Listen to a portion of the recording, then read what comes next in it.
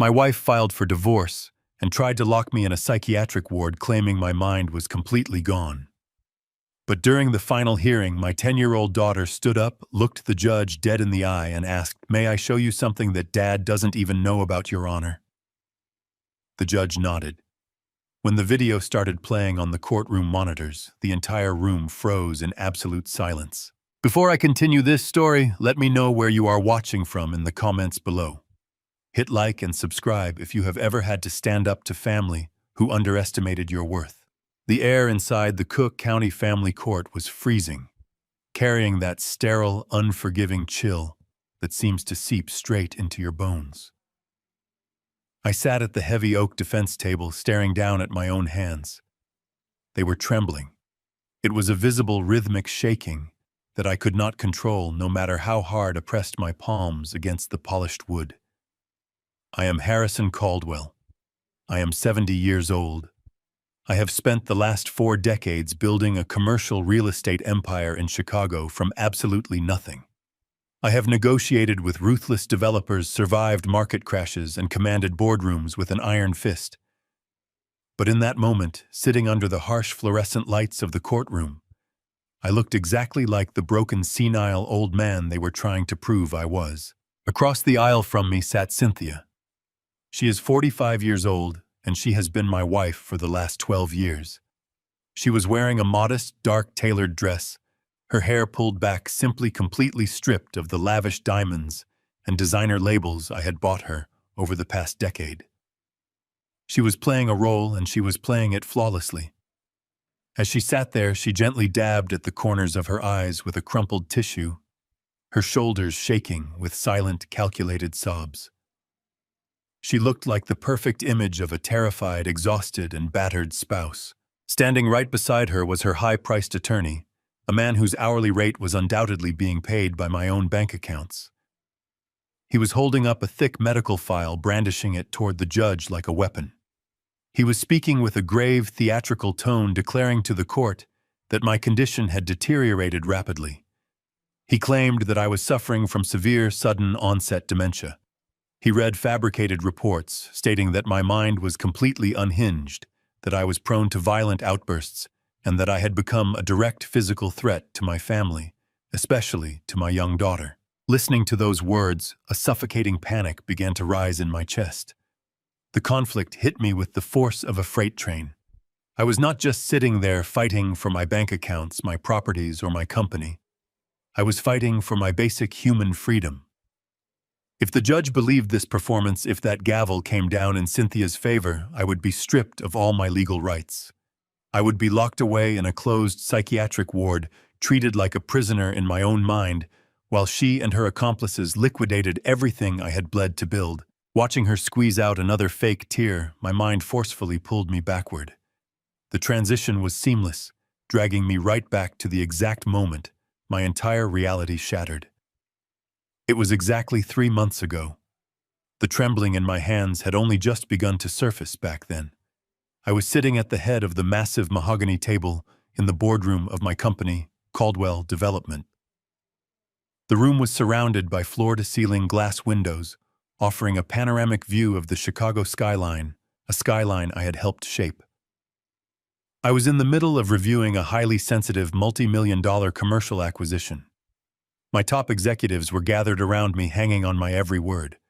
I was in complete control. Then the heavy glass doors of the boardroom swung open. It was not my secretary who walked in. It was a man in a cheap suit carrying a thick stack of manila envelopes. He bypassed my security, walked straight up to the head of the table, and dropped the heavy envelopes right onto the acquisition documents. He looked me in the eye and stated loudly, "Harrison Caldwell, you have been served." The silence in that boardroom was absolute. My executives stared in shock. My own hands felt numb as I pulled the papers from the envelope. It was a petition for divorce filed by Cynthia, accompanied by an emergency restraining order barring me from my own home and a preliminary injunction freezing my personal assets. The documents alleged that I was mentally unstable, dangerous, and completely incapable of making rational decisions. The sheer humiliation of being served with a restraining order in front of my entire board of directors was a calculated strike. It was designed to undermine my authority, to make my colleagues question my competence, and to publicly emasculate me in the very empire I had created. I remember the chaotic rush of blood to my ears that day. I remember the confused murmurs of my team as I abruptly adjourned the meeting. I remember the desperate, frantic drive back to my estate, praying that it was some kind of massive misunderstanding, a terrible mistake. But there was no mistake. Now returning to the present moment, in the freezing courtroom, the memory of that humiliation fueled a silent, burning rage inside me. I looked away from the judge and focused my gaze on Cynthia. She was lowering the tissue from her eyes, and for a fraction of a second, her gaze met mine. The terrified victim persona vanished, replaced by a cold, hollow emptiness. I looked down at her hands resting on the plaintiff's table. They were perfectly manicured, steady, and poised. Those were the hands that had poured my coffee every morning. Those were the hands that had adjusted my tie before every major corporate gala. And now those were the exact same hands holding the legal knife to my throat. I looked at the fake medical file her lawyer was waving around, and then back to my own trembling fingers. I had spent my entire life relying on my intellect. My brain was my greatest asset. To hear a lawyer stand in open court and declare that my greatest asset was rotting away was a psychological torture I cannot fully describe. I remember staring at the medical seals on those documents, wondering if they were somehow right. Was I losing my mind? Were the memory lapses real, the aggressive moments? It is a terrifying thing when the person you sleep next to every night tells you that you are going crazy and presents a stack of papers to prove it. You start to second-guess every word you speak, every step you take. But the coldness in Cynthia's eyes when she dropped her act for that split second told me a different story. It told me that the trembling in my hands was not a disease. It was a symptom of something far more sinister. I just needed to prove it. I left the boardroom in blind shock. The silence from my board members followed me into the hallway, thick and heavy with unspoken questions.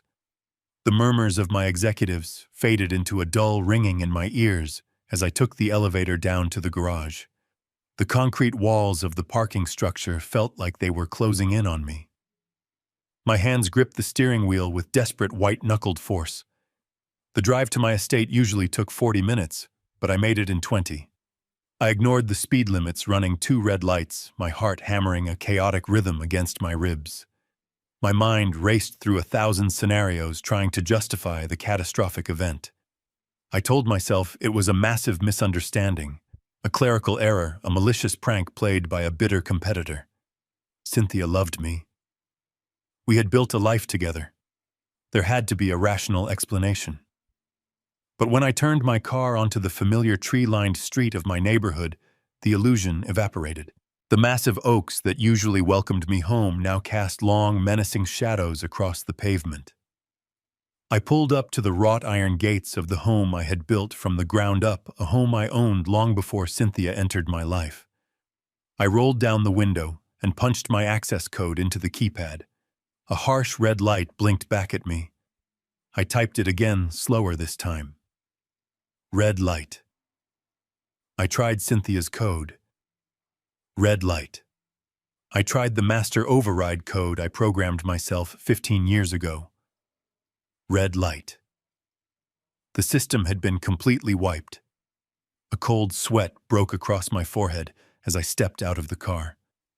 I walked up to the iron bars and peered through. Stacked haphazardly on the cobblestone driveway was my luggage. 6 expensive leather suitcases bulging and hastily zipped dumped outside like garbage. Beside them were boxes overflowing with my personal files, books and framed photographs from my home office. They had not just locked me out.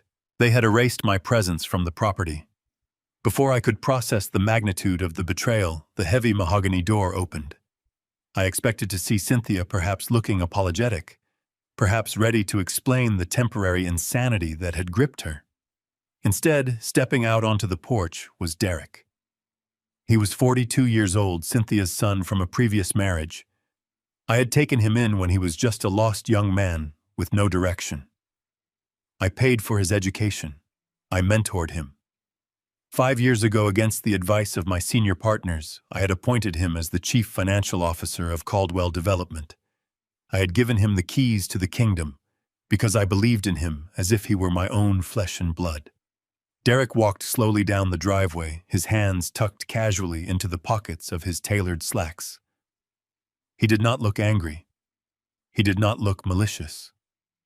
He stopped just on the other side of the iron gate, looking at me through the bars with an expression of profound, sickeningly sweet concern. He let out a heavy sigh, shaking his head slightly. "Dad," he said, his voice soft and dripping with fake sympathy. "You should not be out here driving yourself in your condition." I grabbed the cold iron bars, my knuckles turning white. "What condition?" "Derek," I demanded, my voice shaking with a mixture of rage and fear. "Open this gate right now. Where is your mother? What is the meaning of the garbage bags on my driveway?" Derek took a step closer, placing his hand gently over mine on the gate. It was a gesture so condescending, it made my stomach turn. "The doctors say your mind is deteriorating, Dad. We have all seen it over the past 6 months. The memory lapses, the aggressive outbursts, the confusion. We are doing this to protect you and to protect the company. The board is fully aware of the situation, and they agree with the medical assessment.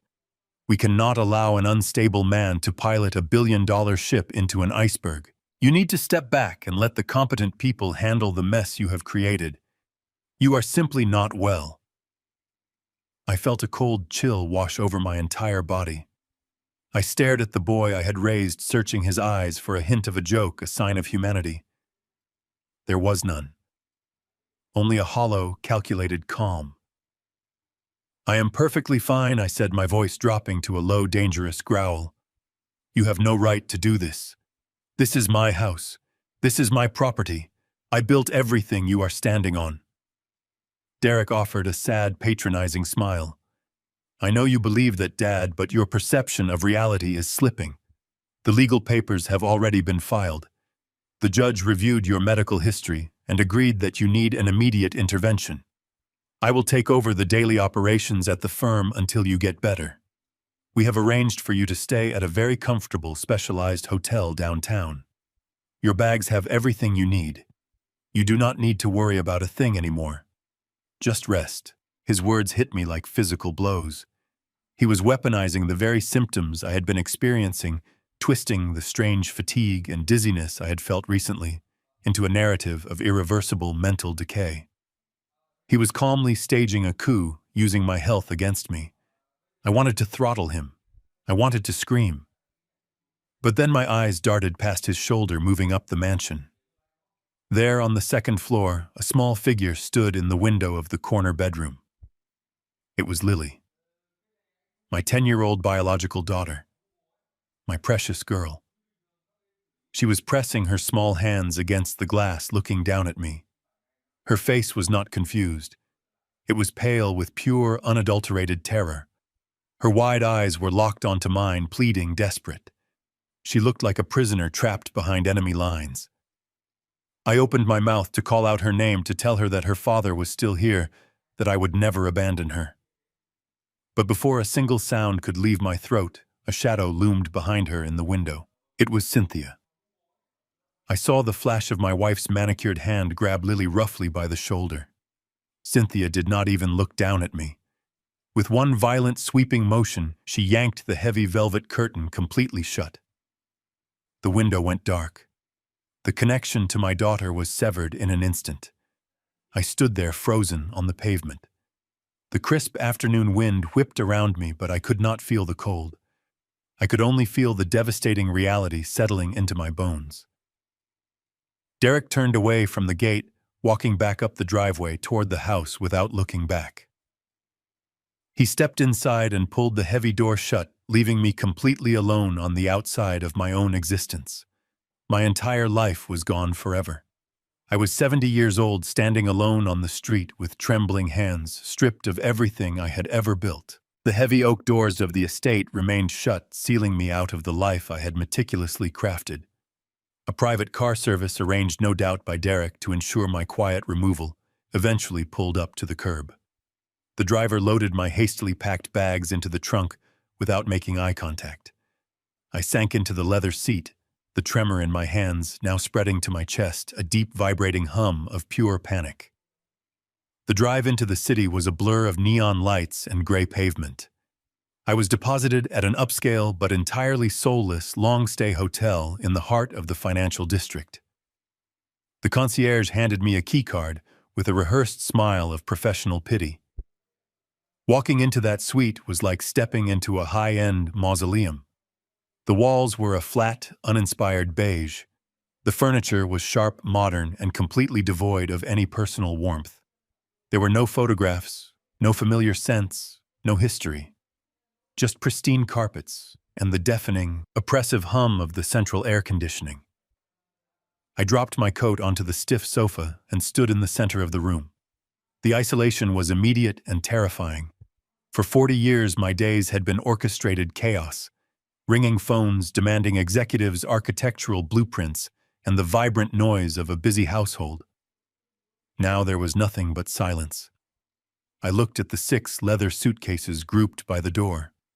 They contained the fragmented remains of my entire existence. I felt a sudden sharp pain behind my eyes, a dizzying wave that forced me to sit heavily on the edge of the perfectly made bed. I held my hands out in front of me. They were shaking. The tremor was not just a nervous reaction to the day's trauma. It was a rhythmic, mechanical spasm that I could not will away. I stared at my own fingers, trying to command them to stop. They refused. The terror that had been simmering beneath the surface for months finally boiled over. The gaslighting was taking root deep inside my psyche. I closed my eyes, and the memories they had weaponized against me began to replay in my mind, vivid and terrifying. 6 months ago, the fog had started creeping in. I remembered standing at the head of a massive conference table preparing to introduce a lead investor I had known for over a decade. I opened my mouth and his name simply vanished. It was a blank, terrifying void. I had stood there stammering for what felt like an eternity before Derek smoothly stepped in to rescue the moment. Then came the anger. I have always been a demanding leader, but I was never cruel. Yet 2 months ago I had thrown a glass paperweight at a junior analyst for a minor typo on a zoning permit. I remembered the shock on the young man's face, the hushed whispers of my staff. I had felt completely out of control, a passenger in a vehicle hijacked by an aggressive stranger. And the dizzy spells. The sudden, paralyzing vertigo that would hit me late in the evenings, forcing me to grip the banister of my staircase just to remain upright. Had I truly broken that vase in the hallway last week, I remembered the shattered porcelain on the floor, and Cynthia cowering against the wall weeping, telling me I had violently swept it off the console table in a fit of blind rage. I had no memory of doing it, but the broken pieces were right there. The fear paralyzed me. I pressed my palms against my temples, trying to physically hold my fracturing mind together. What if they were right? What if the brilliant razor-sharp intellect that had built an empire was actually rotting away? What if I truly was a danger to the people I loved? The thought of hurting Lily, my sweet, innocent 10-year-old girl, made me physically nauseous. If my mind was truly gone, perhaps I deserved this sterile beige box. Perhaps Derek and Cynthia really were protecting me from myself. The isolation amplified every doubt, turning my hotel room into an echo chamber of my own worst fears. Suddenly, the sharp ring of the hotel room telephone shattered the silence. I jumped, my heart hammering against my ribs. I stared at the phone on the nightstand for a long time. It rang 3, 4, 5 times. My trembling hand reached out and lifted the receiver. "Hello?" I rasped, my voice sounding weak and thin. "Harrison, darling." It was Cynthia. Her voice was not the cold, hollow whisper from the courtroom, nor the impatient snap she had used when yanking the curtain shut on Lily. It was her softest, most loving tone. It was the voice of the woman I had married, dripping with sorrow and profound emotional exhaustion. Harrison, I am so sorry. I am so incredibly sorry it had to happen this way. Are you okay? Did you get settled in the room? I gripped the plastic receiver tightly. You locked me out. Cynthia, you threw my life onto the driveway. How could you do this to me? I heard a ragged, wet sniffle on the other end of the line. She was crying. It sounded so agonizingly genuine. You left me no choice, darling, she whispered, her voice breaking perfectly on the final word. I cry myself to sleep every single night watching you deteriorate. It is breaking my heart to see the man I love fade away. But you have become so aggressive, Harrison. You do not remember the things you do, but they are terrifying. I have to protect Lily. You know I have to protect her. You were screaming last week. You threw things. The house is simply not safe for a child when you are having your episodes. Her words were like venom coated in honey slipping directly into my deepest insecurities. I closed my eyes, a single tear escaping. I do not want to hurt anyone, I whispered, my spirit fracturing. I know you do not, she replied gently. That is why you need to let us help you. Derek is sending over temporary conservatorship papers tomorrow morning. It is just a formality, Harrison. It will allow us to pay your medical bills, manage the company, while you rest and get you the specialized clinical care you desperately need right now. Please just sign the papers. Do it for Lily. Give yourself peace. The line went dead with a soft click. I slowly lowered the receiver back onto the cradle. The silence of the beige room returned heavier than before. I stood up and walked over to the large mirror hanging above the dresser. I stared at the reflection staring back at me. I saw an old, tired man with dark circles under his eyes, gray skin, and trembling hands. I looked exactly like the broken, senile burden she described. The fight drained out of me completely. I lowered my head, defeated. The weight of 40 years collapsed onto my shoulders. I had no strength left to fight the people I once swore to protect. I was ready to sign it away. A sharp, authoritative knock at the door broke the heavy silence of the hotel room. I did not move at first. I just stared at the beige wood of the door, dreading whoever was on the other side. The knock came again, louder this time. I pushed myself up from the edge of the bed, my knees popping, the tremor in my right hand pulsing against my thigh as I walked over and pulled the handle. Derek stood in the hallway. He was dressed in a sharp charcoal gray suit, looking every bit the ruthless corporate executive I had trained him to be. Tucked under his left arm was a thick leather portfolio. His face immediately contorted into a mask of deep, agonizing pity the moment he saw me. He stepped inside without waiting for an invitation, closing the door behind him with a soft click. "Dad," he said, his voice hushed and incredibly gentle. "Look at you. You look exhausted. Have you been sleeping at all?" I did not answer. I just walked back to the small glass dining table in the corner of the room and sat down heavily. Derek pulled up the opposite chair. He placed the thick leather portfolio on the glass surface and unzipped it. "I am sorry to bother you with company business right now," he said, his eyes conveying a practiced, mournful sympathy. "I know you need to rest, and Mom said you are having a very rough day. But the firm cannot stop turning.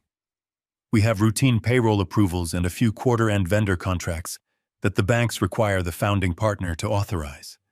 It is just administrative red tape."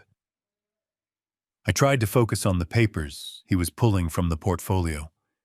My vision swam. The black ink on the stark white pages looked like a swarm of insects moving across the paper. I blinked hard, trying to force the text into focus, but a dull, throbbing ache began to pulse at the base of my skull. Derek slid a heavy gold-plated fountain pen across the glass table toward me. "Just sign where the yellow tabs are, Dad.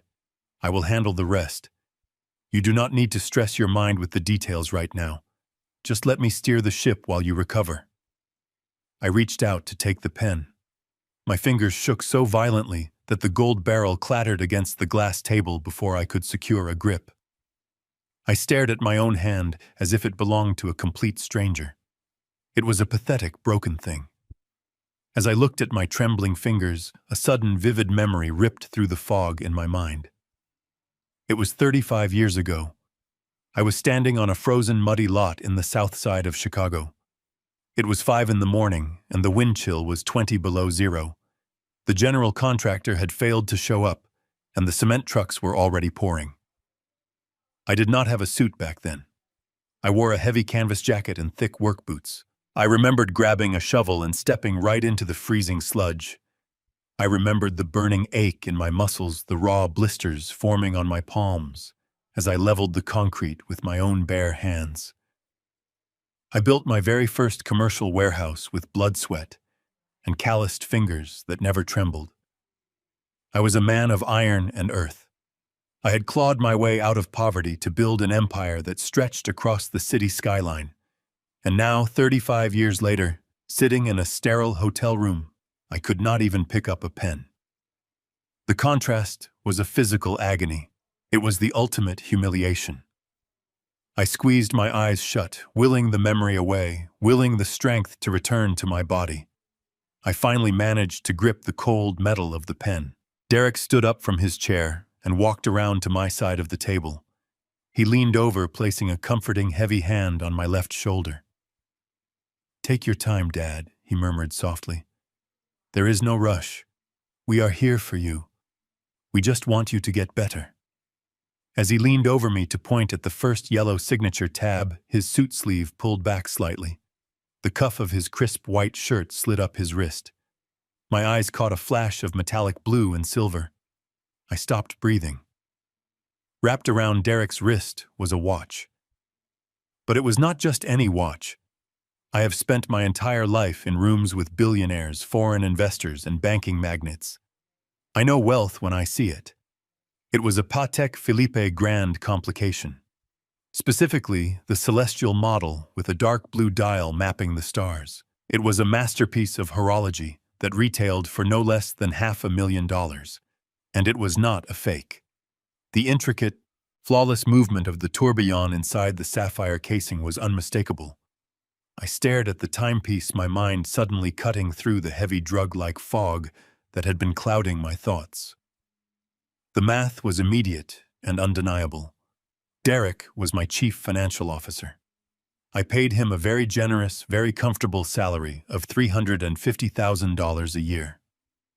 Even with his annual bonuses, even with a flawless investment portfolio, there was absolutely no legitimate universe where Derek could afford to casually wear a $500,000 watch on a Tuesday afternoon. He was wearing more than his entire yearly salary on his left wrist. The contradiction hit me like a bucket of freezing water. The comforting tone, the sympathetic eyes, the narrative that I was losing my mind. It all clashed violently against the obscene, unexplained wealth ticking away inches from my face. A spark of pure suspicion ignited in my mind. This was not dementia. This was not biological decline. I looked down at the papers he claimed were routine authorizations. The words were still blurry, but the gut feeling was sharp and screaming. I did not pull my arm away. I did not look up at his face. I kept my eyes on the paper, letting my hand shake violently as I pressed the pen to the signature line. I dragged the ink across the page, leaving a pathetic scrawl that barely resembled my name. I did it over and over again, signing every single yellow tab with the sloppy strokes of a dying man. I played the part he needed to see. "There you go, Dad," Derek whispered carefully, pulling the documents away and slipping them back into his portfolio. "You did great. Go lie down. I will check on you tomorrow." He patted my shoulder one last time and walked toward the door. I sat frozen at the glass table, listening to the door closing behind him.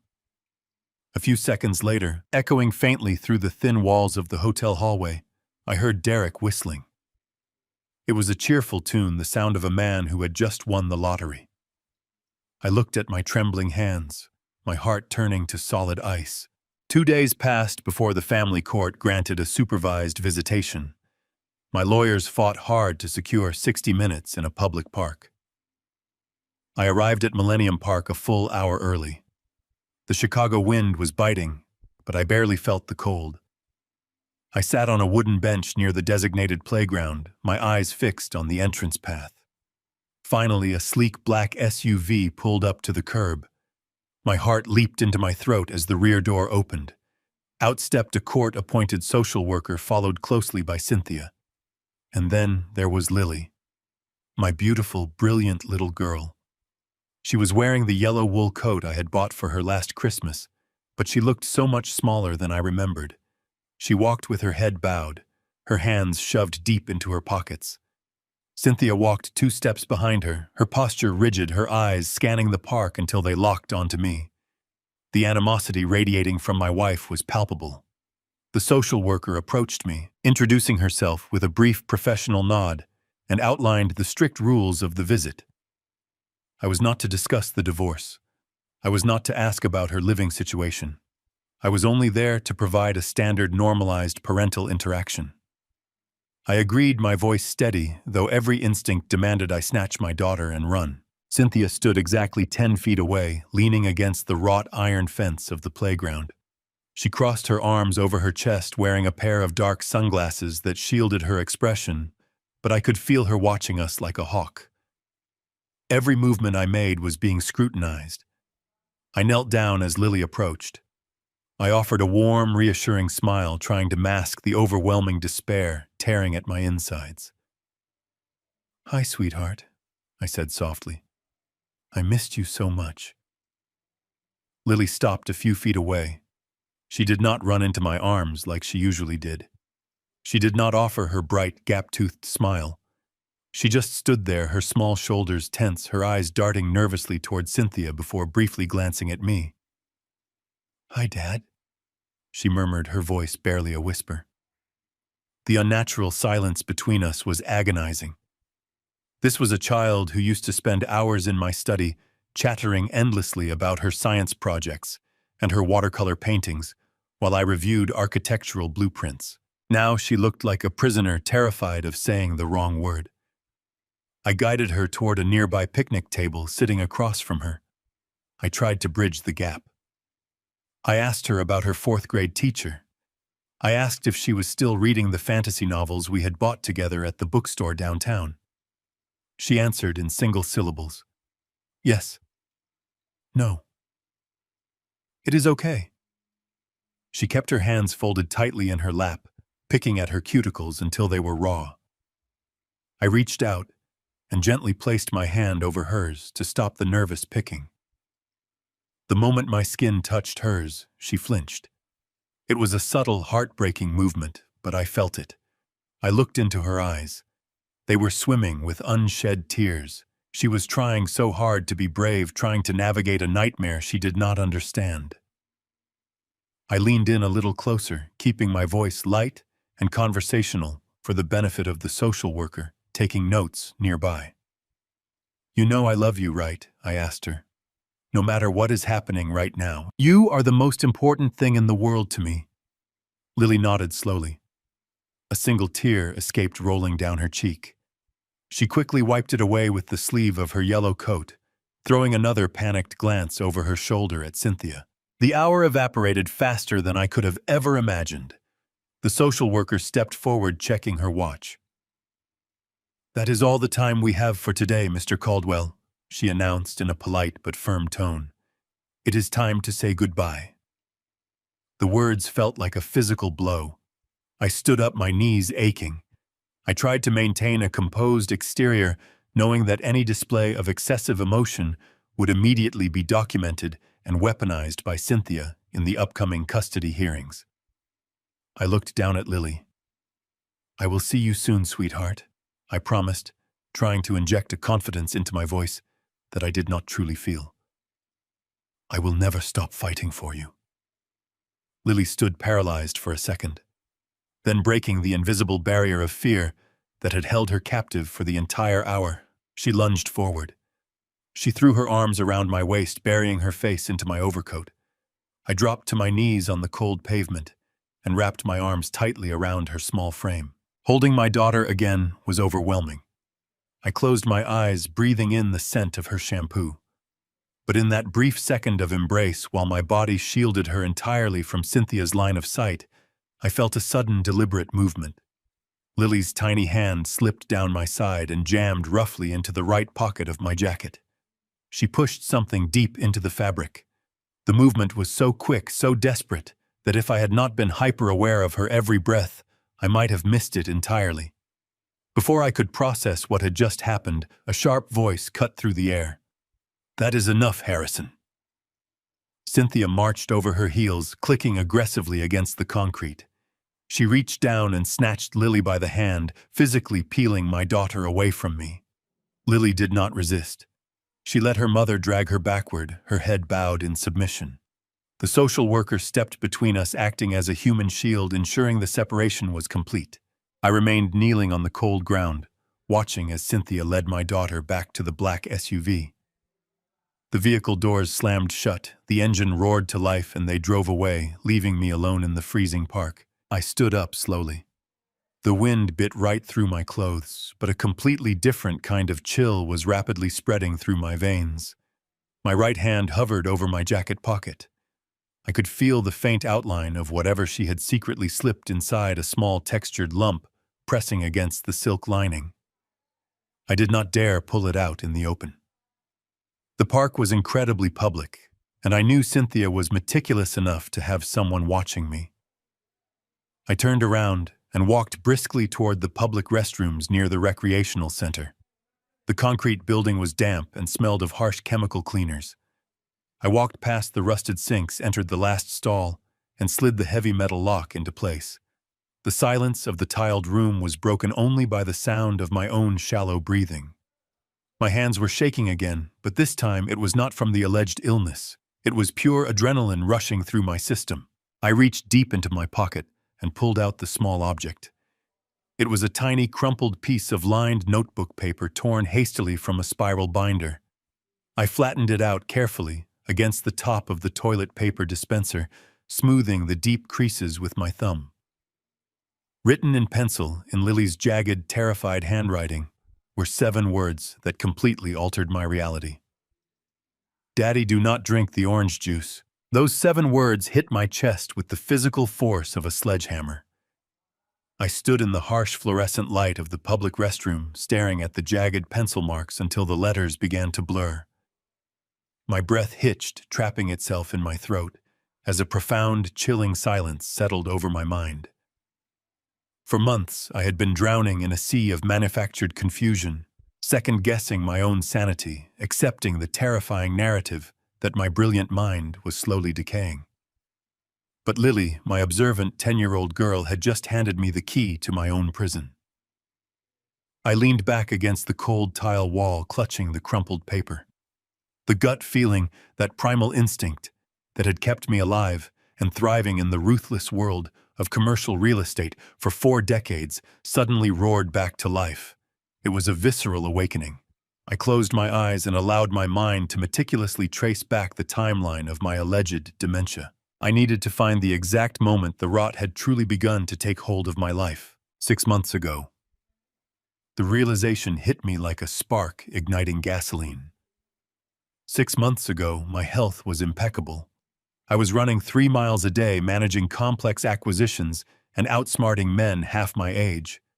It was exactly 6 months ago that Cynthia returned from a supposed wellness retreat in Sedona with a new health regimen. She told me she was worried about my heart. She consulted a naturopathic cardiologist who recommended a custom blended liquid supplement. I waved it off initially, telling her my doctors were perfectly happy with my standard vitamins. But Cynthia persisted.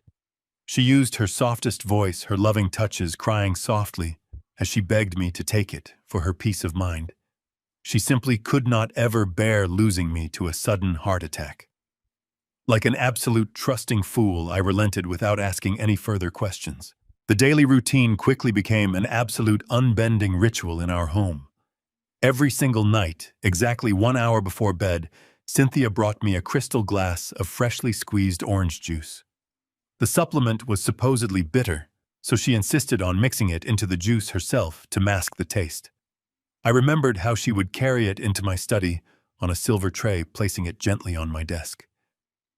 She would stand there watching me with a loving smile, refusing to leave the room until I drank every drop. If I left even a quarter of it, she would pout and hand it back, reminding me of her anxiety. I genuinely never thought twice about it at the time. I truly saw it as the ultimate gesture of a devoted wife caring for her aging husband. I never noticed the slight, chalky residue down at the very bottom of the glass. I never questioned why she strictly forbade the housekeeping staff from preparing my evening beverage. The isolation of that nightly ritual was not an act of love. It was the careful, calculated administration of poison. With absolute, undeniable clarity, I began to meticulously cross-reference my symptoms against the nightly timeline of the orange juice. The pattern was so incredibly clear and obvious that I felt a surge of nausea for not recognizing it sooner. The heavy, suffocating brain fog absolutely never struck me in the middle of the afternoon. It always began to roll in late at night, shortly after I finished the juice. By midnight, I would feel detached from reality, my words slurring, my balance completely compromised. The memory lapses they used as ammunition against me invariably happened during those midnight hours, or in the early mornings before the chemical cocktail had fully processed through my system. The aggressive outbursts, the broken vase in the hallway, they were not real dementia. They were toxic reactions, neurological misfires caused by whatever sedatives she was pouring down my throat. I slowly opened my heavy eyes and looked straight down at my bare hands. I held them out flat in front of me, fingers splayed wide against the harsh light of the restroom. For the past 3 days, ever since they had locked me out of the estate and banished me to that sterile hotel, I had been drinking nothing but bottled water and bitter black coffee. I had not consumed a single drop of Cynthia's poisonous nightly orange juice. I stared at my hands with bated breath, watching for the familiar, humiliating tremor that had plagued me for months. They were completely steady, not a single shake, not a single twitch. The mechanical, rhythmic spasm that made me drop my pen in front of Derek was rapidly fading away into nothing. The withdrawal of the poison was already working. My central nervous system was slowly healing and repairing itself. I rotated my wrists, clenching my fingers into tight, powerful fists. The physical strength I thought had abandoned me forever was still there, dormant but entirely intact. A wave of profound relief washed over me immediately, followed by a rage so deep and cold it felt like liquid nitrogen pumping through my veins. I was not dying. My brain was not rotting. I was not losing my mind. I was the victim of a meticulous, highly orchestrated chemical assassination. Cynthia and Derek had secretly conspired together, to slowly destroy my cognitive functions, to render me a completely helpless and dependent invalid, all so they could silently execute a massive coup and seize my empire without raising a single red flag. They used my trust, my love, and my age as weapons to disarm me. They convinced my board of directors, my friends, and even my own mind that I was a broken old man. But they made one fatal, arrogant miscalculation. They locked me out of the house before the job was completely finished. By banishing me to that hotel, they inadvertently cut off my supply of the poison. They had given me the one thing I needed to connect the dots. They had finally given me the gift of clarity. I walked over to the rusted sink and splashed freezing cold water onto my face. I scrubbed my cheeks, washing away the pathetic, defeated old man who had sat crying in the park just 10 minutes prior.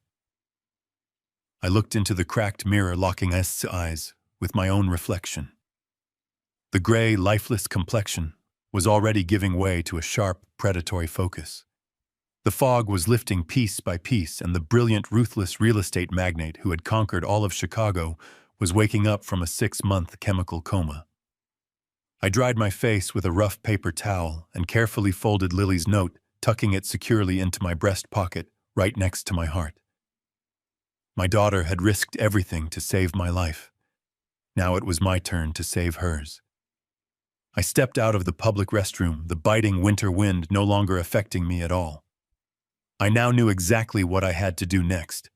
I desperately needed absolute proof. I needed trusted allies, and I needed to strike back from the shadows before they even knew I was awake. I stood in that public restroom for a long time, staring at the jagged pencil marks, until the letters burned themselves into my retinas. The sheer terror radiating from my 10-year-old daughter's handwriting was a physical blow to my chest, driving the remaining breath from my lungs. The gut feeling, that primal instinct that had kept me alive and thriving in the ruthless world of commercial real estate for 4 decades, now took absolute uncompromising control of my mind. I folded the tiny scrap of paper, slipping it deep into my breast pocket next to my heart, and walked out into the biting Chicago wind. I did not look back toward the street where the black SUV had disappeared. I just walked my pace, quickening with every block, the chilling winter air rushing over my face and clearing the last lingering traces of the chemical fog from my brain. I made it back to the sterile hotel room just as the sun began to dip below the city skyline, casting long, gray shadows across the beige walls. I did not turn on the overhead lights. I sat on the edge of the stiff bed and meticulously mapped out the timeline of my supposed dementia. It was a terrifyingly simple equation. 6 months ago, Cynthia had insisted I start taking a new liquid heart supplement, mixed every single night into a glass of fresh orange juice. She never let the housekeeping staff prepare it. She meticulously did it herself, standing over my desk and watching me swallow every drop. I realized with absolute horrifying clarity that my brain fog, my sudden tremors, and my aggressive memory lapses only ever happened late at night and into the early hours of the morning, right after I consumed her toxic concoction. I had not had a single drop of her orange juice since being kicked out of my own house 3 days ago. I held my hands out in front of me in the dim light of the hotel room. The tremors were completely fading. The fog was lifting from my mind like a heavy curtain being pulled back. I was not dying of early-onset dementia. I was being chemically destroyed by the woman I loved. The realization did not break me. It forged me into something cold and incredibly dangerous. I waited in the dark, watching the digital clock on the nightstand slowly tick forward. Midnight passed. Then 1 in the morning. I needed to be absolutely certain that Derek and Cynthia were deeply asleep in my estate before I made my next move. Fully lucid and burning with a cold, calculated rage, I opened my laptop at exactly 2 in the morning. The glow of the screen illuminated the dark room. When I appointed Derek as the Chief Financial Officer of Caldwell Development, 5 years ago I had handed him the keys to the kingdom. But I am not a foolish man. I built my empire in a ruthless city where loyalty is often rented, not owned.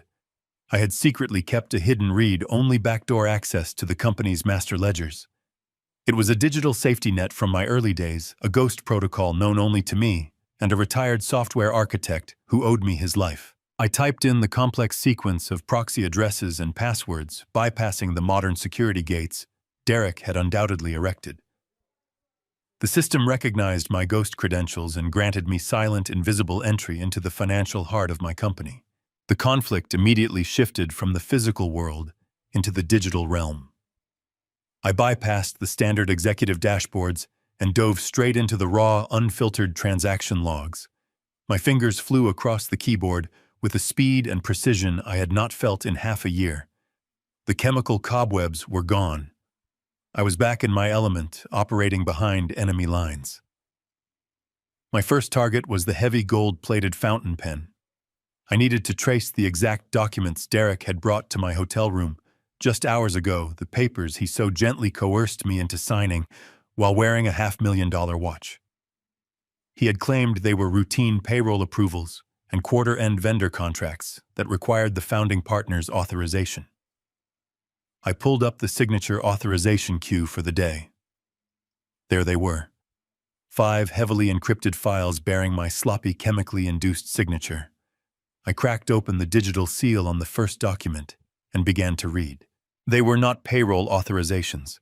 They were not vendor approvals. My blood ran cold as I scanned the dense legal jargon.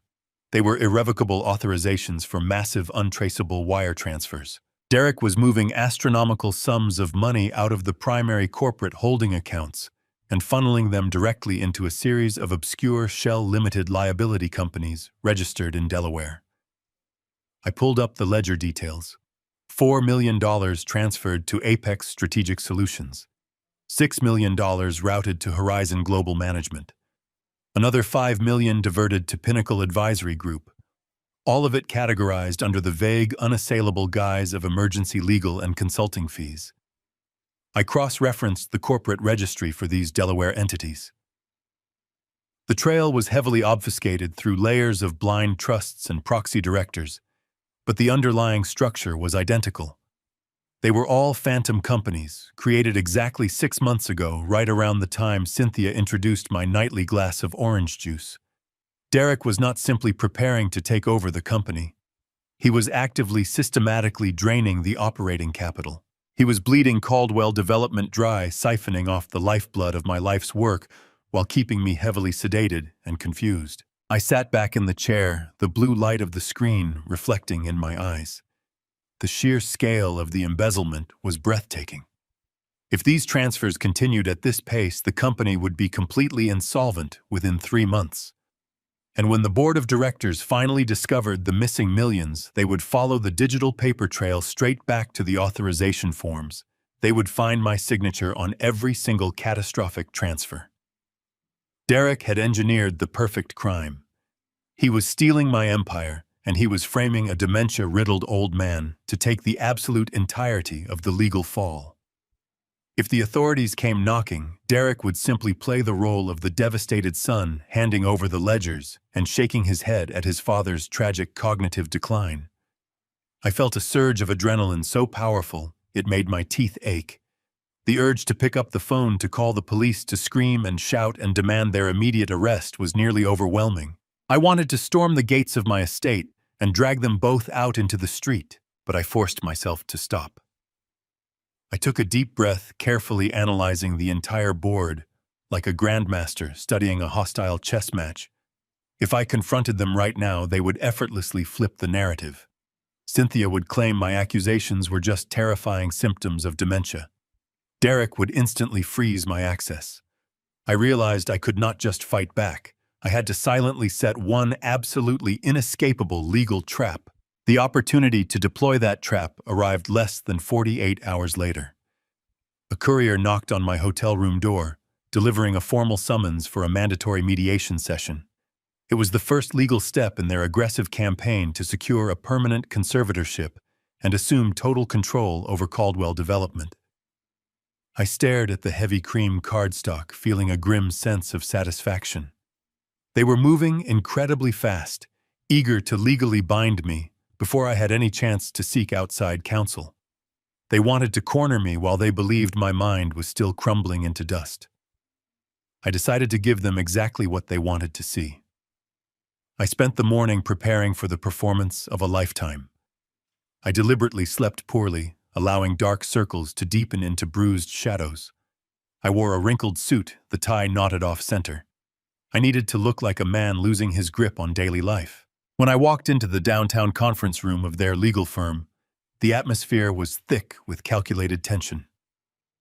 Cynthia sat at the far end of the mahogany table, flanked by 2 aggressive attorneys. She wore a modest black dress, playing the role of the tragic, long-suffering wife to absolute perfection. Derek sat to her right, his posture relaxed, exuding an air of quiet victory. He had the decency to leave the $500,000 watch at home today, opting for a modest leather band. The deception was suffocating. I took my seat slowly, making sure to let my hands tremble as I pulled the heavy chair away from the table. I kept my gaze down, staring blankly at the wood grain, avoiding direct eye contact with anyone. The lead attorney began to outline the proposed terms. He used soft, condescending tones, explaining that the conservatorship was entirely for my own protection. He listed the alleged incidents of my cognitive failure, the aggressive outbursts, the memory lapses, and the physical decline. He presented a staggering buyout agreement for my shares, a number so insultingly low, it was practically theft, framed as a generous allowance to cover my medical care. I let him speak uninterrupted for 20 minutes, forcing my breathing to remain shallow and erratic. When he finally slid the thick stack of preliminary agreements across the table toward me, I knew it was time to commit to the act. I reached out with a violently shaking right hand. I allowed my fingers to graze the edge of the paper, and then I knocked the silver pen completely off the table. It clattered loudly onto the hardwood floor. The room fell dead silent. I looked down at my empty hands, letting my lower lip quiver. "I am sorry," I whispered, slurring the words together to sound confused and overwhelmed. "I cannot seem to hold it right now. My head hurts so badly today." I looked up, letting my eyes wander aimlessly before settling on Cynthia. "I just feel so tired. I just want to rest. I do not understand all these numbers." Cynthia instantly raised her hand to her mouth, stifling a manufactured sob. She looked at her attorney with a perfectly calibrated expression of heartbreak. "Oh, Harrison," she murmured, her voice dripping with fake sympathy. "We know you are tired. We are doing this so you can rest. You do not have to worry about the numbers anymore." Derek leaned forward, clasping his hands. "It is okay, Dad. We can adjourn for today. Just give us your verbal agreement that you accept the framework, and we can handle the physical signatures when you are having a better day. We just need to know you are on board." I let my head loll forward slightly, staring at the blank documents. "I understand," I mumbled softly, letting a defeated sigh escape my lungs. "If this is what the doctors think is best, if this will keep Lily safe, I agree to consider the terms. I just need to lie down." The visible wave of relief that washed over the opposing side of the table was nauseating. Derek and Cynthia exchanged a microscopic, triumphant glance. They had successfully broken the great Harrison Caldwell. They believed I was a hollow shell ready to surrender without a single fight. They adjourned the session immediately, their lawyers packing up the files with barely concealed smirks. The moment I stepped out of the heavy glass doors and into the crisp afternoon air, the pathetic, trembling old man completely vanished. My posture straightened. My hands were rock solid. The fog of the mediation room evaporated, replaced by a crystalline, predatory focus. I did not return to the hotel. Instead, I walked 3 blocks south to a private garage where I had rented an unassuming sedan using a prepaid debit card earlier that morning.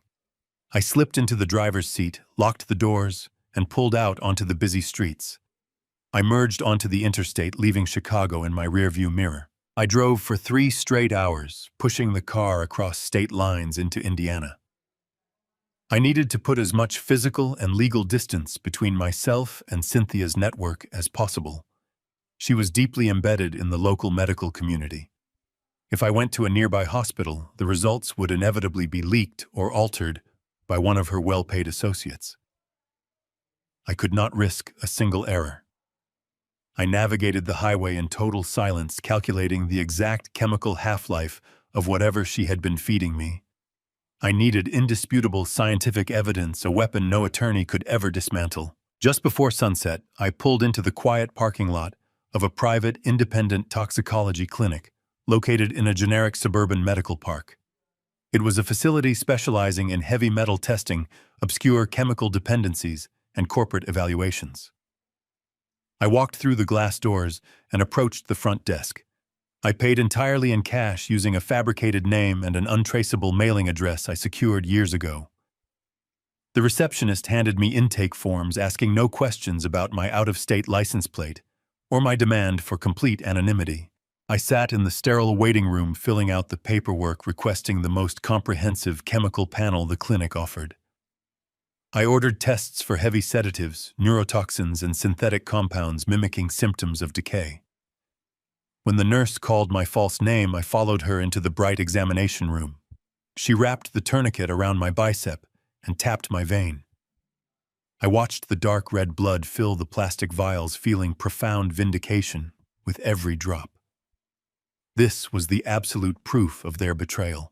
After the blood draw, the clinician snipped a cluster of hair from the base of my scalp, securing the follicles in a sealed plastic bag. The hair test was the ultimate insurance policy.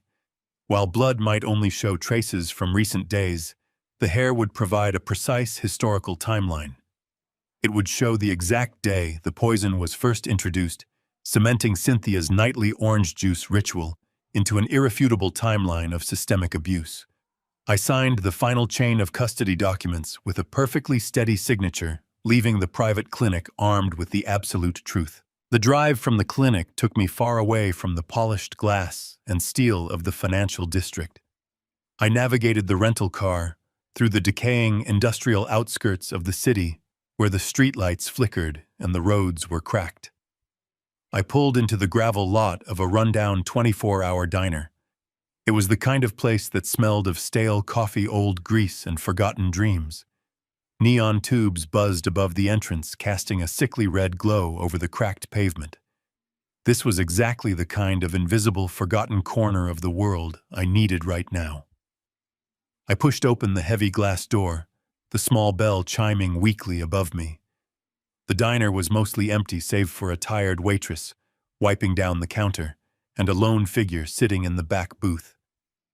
I walked past the empty vinyl seats and slid into the booth across from him. Mitchell Reed did not look up immediately. He continued to slowly stir his black coffee. Mitchell was my original corporate attorney.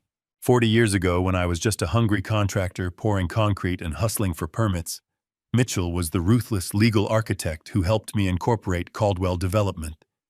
He was a man who understood that in this city, the law was not a shield, but a weapon. Derek and Cynthia believed Mitchell had retired a decade ago to a golf course in Florida. They believed my current legal team, the very people they had already compromised, were the only counsel I had left. They were wrong. Mitchell had never truly retired. He had simply retreated into the shadows, maintaining a quiet, lucrative private practice for a select few clients who valued absolute discretion. He looked up at me, his pale blue eyes just as piercing and unforgiving as they had been 40 years ago. He took one look at my face and set his spoon down. "You look like hell, Harrison," he said, his voice a gravelly rasp. I poured myself a glass of water from the plastic pitcher on the table. "I feel like hell, Mitchell, but my mind has never been clearer." I reached into my inner jacket pocket and pulled out the folded stack of financial printouts I had secured during my late-night digital raid on the company ledgers. I smoothed the papers flat against the sticky laminate of the diner table and slid them across to him. Mitchell pulled a pair of reading glasses from his breast pocket and began to review the documents. For 10 minutes, the only sound in our booth was the rustle of paper and the distant hum of the diner refrigerator. I watched his expression shift from casual curiosity to a cold, hardened, professional fury. He traced a weathered finger over the wire transfer logs, his eyes narrowing at the Delaware shell entities Derek had created. "They are bleeding you out," Mitchell murmured, not looking up from the page. "6 million here, 5 million there.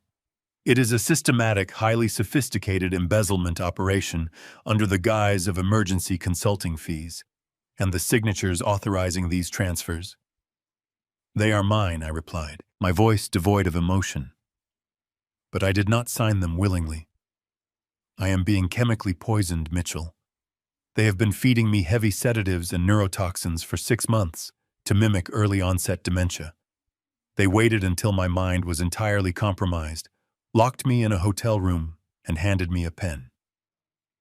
I have just come from an independent toxicology clinic. I have the blood and hair samples secured. In a week, I will have the indisputable scientific proof of their assassination attempt." Mitchell slowly took off his glasses and placed them on the table. He leaned back in the vinyl booth, staring at me with a profound, terrifying respect. "You do not want a defense attorney, Harrison. You want an executioner." I nodded slowly.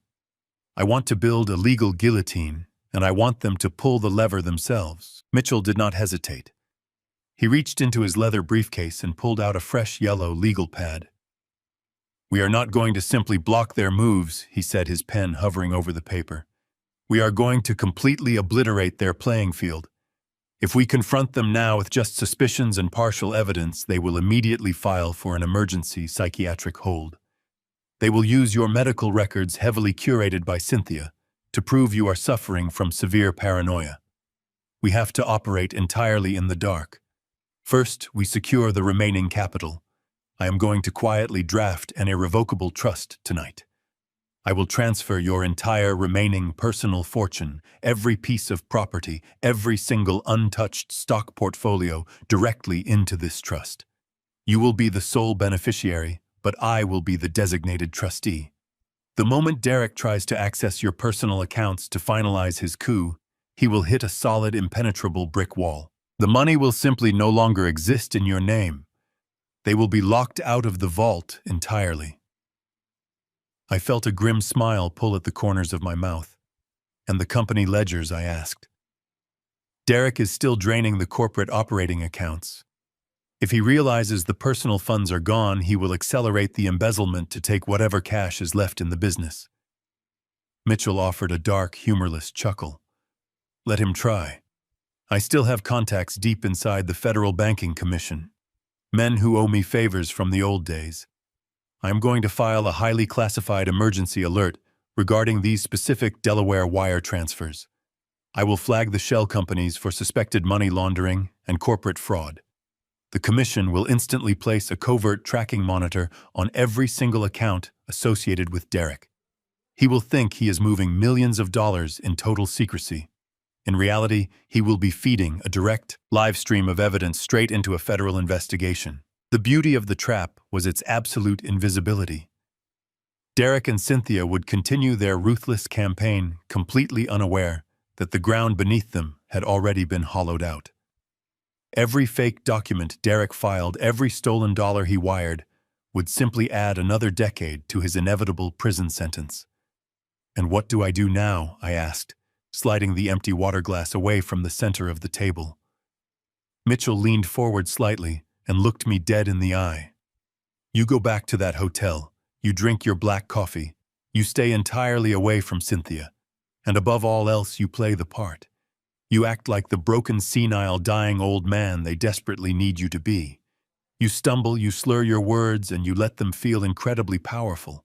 You make them feel like absolute gods, Harrison. Because the higher they climb on their pedestal of arrogance, the harder they are going to fall when we finally pull the floor out from under them. I nodded silently, taking a deep breath, and slowly stood up from the vinyl booth. I buttoned my coat, turned around, and walked out into the freezing night, ready to play my final role. I left the diner and immediately drove to a secluded payphone on the edge of the industrial district. Mitchell had handed me a sealed envelope before we parted, containing a single name and a burner number. The man on the other end answered on the first ring. His name was Victor, a former intelligence operative who now traded his specialized military skill set for exorbitant corporate bounties. I did not need a standard private investigator who took photographs from parked cars. I needed a ghost. We met an hour later in the subterranean parking garage of a deserted shopping center. Victor was a shadow of a man built like a vault door, with eyes that betrayed absolutely zero emotion. I handed him a thick manila folder containing blueprints of the Caldwell Development corporate headquarters, the make and model of Derek's vehicles, and $20,000 in untraceable cash. I gave him his primary directive. I told him to completely ignore my wife. Cynthia was a master architect of deception. She was meticulous, calculating, and far too paranoid to leave a digital footprint or speak carelessly in open spaces. Derek, however, was entirely different. Derek was intoxicated by his newfound power.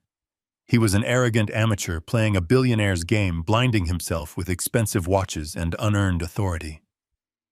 Arrogance always breeds carelessness. Victor nodded silently, taking the folder. He assured me that by tomorrow morning, my chief financial officer would be completely wired. He possessed military-grade audio surveillance equipment that could bypass standard corporate sweeps. He would plant microscopic transmitters inside the leather headliner of Derek's luxury sports car and deep within the ventilation ducts of his executive suite. I drove back to my beige hotel room, my pulse thrumming with a dark, steady anticipation. The following days tested the absolute limits of my human endurance. Playing the part of a broken, senile old man in public was easy compared to the agonizing psychological warfare of sitting alone in that hotel suite. I paced the floorboards until my feet ached, my mind racing through 1,000 terrifying scenarios. Every time I looked at the digital clock on the bedside table, I felt a physical pain in my chest. I knew that with every passing hour, Derek was wiring hundreds of thousands of dollars out of my corporate accounts. My life's work, the empire I had built with calloused hands and sleepless nights, was actively bleeding out. I had to force myself to stay away from the company ledgers. I could not risk Derek noticing a ghost login while Mitchell was setting the trap with the Federal Banking Commission. I had to let them steal from me. I had to sit in silence and watch the water rise, trusting the process. The sheer helplessness of the situation was a unique form of torture. I stared at the blank walls, listening to the monotonous hum of the air conditioning, feeling completely disconnected from the world I used to rule. My phone remained silent. I had strictly forbidden Mitchell and Victor from contacting me on my primary line. I bought a cheap disposable cellular phone from a corner convenience store and left it sitting on the glass dining table waiting for Victor to transmit the encrypted audio files. The quiet was deafening. But the financial bleeding was not the true source of my agony. Money could eventually be recovered. Companies could be rebuilt. The true nightmare that kept me awake all night was the terrifying, vivid image of my precious daughter. Lily was trapped inside that sprawling estate with a monster. I pulled the crumpled piece of notebook paper from my jacket pocket, flattening it out against the glass table for the 100th time. "Daddy, do not drink the orange juice." Her jagged, terrified handwriting broke my heart every single time I looked at it. My brilliant 10-year-old girl had figured out the assassination attempt before I did. She had seen the truth hiding behind Cynthia's loving smiles. Now she was alone behind enemy lines, surrounded by people who were actively trying to destroy her father. I imagined her sitting at the grand dining table, keeping her head down, eating her dinner, while Cynthia and Derek calmly discussed my mental decay. I wondered if Cynthia was watching Lily as closely as she had watched me in the park. Was my daughter safe? Was she hiding in her bedroom waiting for me to rescue her? The thought of Cynthia placing her manicured hands on my child filled me with a primal, violent rage. I wanted to tear the hotel door off its hinges, drive straight to the estate, and shatter the wrought iron gates with my bare hands. I wanted to storm the house and carry Lily away from that toxic environment. But I knew that was exactly what Cynthia wanted. If I showed up screaming and demanding my daughter, the police would be called. The temporary conservatorship would be finalized immediately. I would be locked away in a psychiatric ward, and Lily would be completely at their mercy forever. I had to be a ghost. I had to be patient. I had to swallow my pride and my absolute fury, channeling every single ounce of my energy into the trap.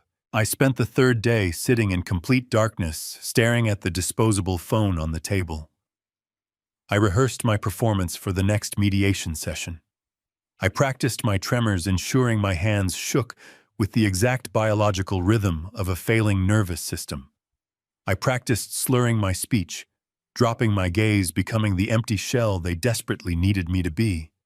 It was a humiliating, degrading exercise, but it was the absolute armor I had to wear. By the fourth afternoon, the sheer weight of the isolation began to mess with my perception of time. The beige walls seemed to close in the air, growing thick and stale. I questioned if Victor had been caught while attempting to plant the devices inside the heavily guarded corporate headquarters.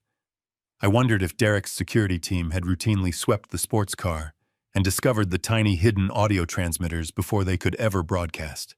Doubt is the absolute enemy of a well-laid plan, and my mind was a fertile breeding ground for paranoia. Just as the sun began to set, casting long gray shadows across the carpet, the disposable phone finally vibrated. The harsh buzz shattered the oppressive silence of the suite. I lunged forward, grabbing the plastic device with steady, powerful hands.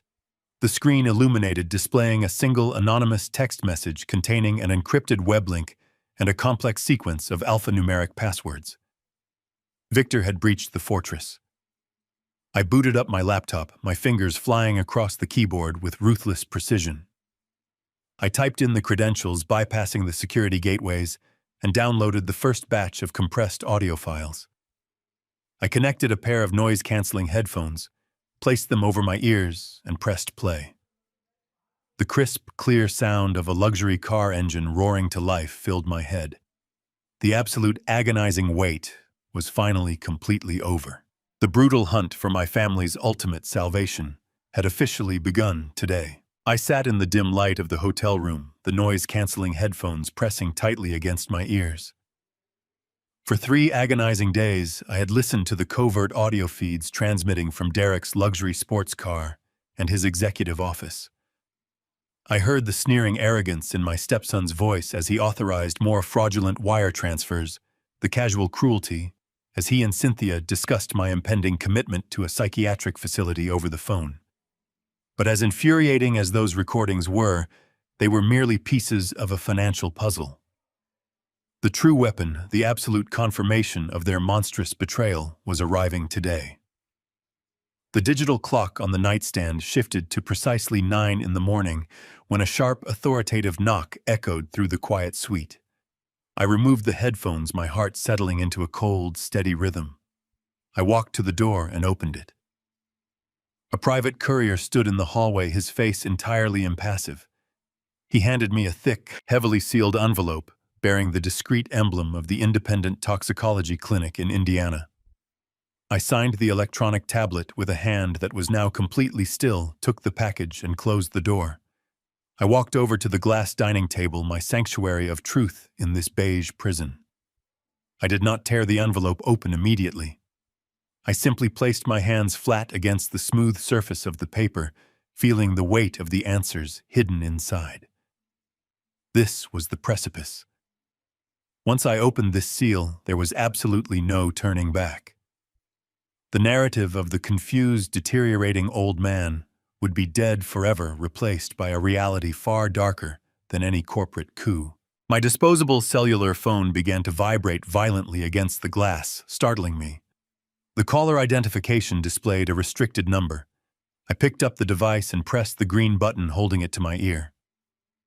"Mr. Caldwell," a voice said. It was Dr. Aris, the lead toxicologist I had met in Indiana. He did not offer any polite greetings or professional pleasantries. His tone was incredibly grave, carrying the heavy, grim weight of a man delivering a terminal diagnosis. "I have your results right in front of me," he continued, his voice lowering to a serious whisper. "I sent the physical copies via courier, but I felt a profound moral obligation to call you the absolute second the laboratory confirmed the final chemical breakdown." I looked down at the sealed envelope on the table. "Go ahead, doctor," I replied, my voice perfectly steady. "Give me the absolute truth." Dr. Aris let out a long, heavy breath. "Mr. Caldwell, we ran an exhaustive analysis on the hair follicle samples you provided. Hair follicles are meticulous biological historians. They record every single substance introduced into the human body, laying down a chronological timeline of exposure. What we found in your samples is not a natural cognitive decline. It is not an autoimmune response. It is a highly deliberate systemic chemical attack." The words hung in the air, confirming the terrifying intuition that Lily had planted in my mind. "Please be specific," I demanded softly. "What exactly have they been putting inside my body?" I heard the rustling of paper on the other end of the line. "Your system is saturated with a highly sophisticated escalating cocktail of toxins," Dr. Aris explained. "First, we identified dangerous levels of thallium and arsenic. These are incredibly toxic heavy metals. Over a sustained period, they systematically destroy the central nervous system. They cause profound fatigue, severe muscular tremors, and a complete loss of physical coordination." "That explains the shaking hands," I murmured, recalling the humiliating moment I dropped the silver pen in the mediation room. "Yes," the doctor confirmed. "But the heavy metals were only the physical component. The psychological symptoms, the sudden memory loss, the aggressive outbursts, and the paralyzing brain fog, those were caused by a secondary compound. We found massive traces of a high-grade, off-market synthetic sedative. It is a chemical cousin to flunitrazepam, but it has been structurally altered to evade standard medical screenings. It suppresses the frontal lobe, obliterates short-term memory retention, and induces severe paranoia and emotional instability. It is a chemical straitjacket designed to completely fracture a human mind. I closed my eyes, picturing Cynthia standing in my study, smiling sweetly as she handed me that glass of freshly squeezed orange juice. She had watched me swallow arsenic and synthetic tranquilizers every single night, kissing my cheek while she slowly erased my existence. The sheer calculated evil of her routine was paralyzing. How long, I asked, my voice dropping to a dangerous, icy register. How long have I been consuming this poison? The timeline in your hair follicles is absolutely pristine, Dr. Aris replied. The exposure began exactly 6 months ago. The heavy metal deposits start out very small, almost microscopic, and then they steadily increase in concentration week after week. Whoever is administering this cocktail is incredibly patient and highly methodical. They have been slowly raising the dosage, carefully calibrating the toxins to simulate a naturally progressing degenerative brain disease without causing an immediate suspicious medical emergency.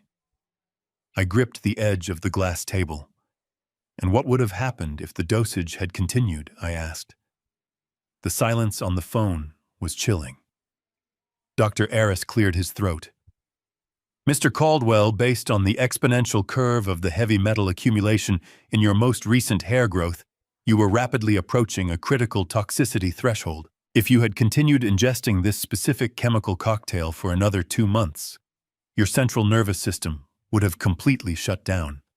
The heavy metals would have triggered massive cardiac arrest, stopping your heart entirely. And even if your heart had somehow survived the physical trauma, the synthetic sedatives were literally dissolving your neural pathways. Within 60 days, your brain would have been permanently, irreversibly damaged. You would have been trapped in a state of absolute profound dementia for the rest of your life. The phone slipped slightly in my sweating palm. 2 months.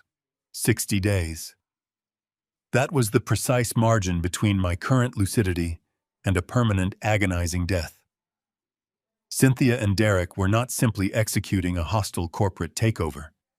They were not just stealing my money, my properties, and my legacy. They were actively, patiently murdering me. The stakes had just instantly elevated from a bitter civil divorce dispute to a calculated criminal homicide plot. "Thank you, doctor," I whispered into the phone. "You have saved my life." I ended the call and placed the disposable device down onto the table. I finally reached out and tore open the heavy envelope, pulling out the thick stack of laboratory reports. I stared at the dense rows of scientific data, the graphs charting my deliberate destruction. The betrayal was no longer just a theory or a desperate suspicion. It was medical fact. My wife and the boy I had raised as my own son were cold-blooded assassins. They had weaponized my love, slowly poisoning me in the comfort of my own home. I was no longer a victim. I was the architect of their absolute destruction. The time for mercy ended. Victor arrived at my hotel suite less than an hour after the toxicology report had sealed my grim reality. He did not knock on the door this time. He simply tapped a rhythmic hollow code against the wood, a signal we had established during our brief meeting in the subterranean garage. I opened the door to find him standing in the dimly lit hallway, his imposing frame casting a long shadow across the carpet. He stepped inside, sweeping the room with a practiced, calculating gaze before reaching into the deep pocket of his dark tactical jacket.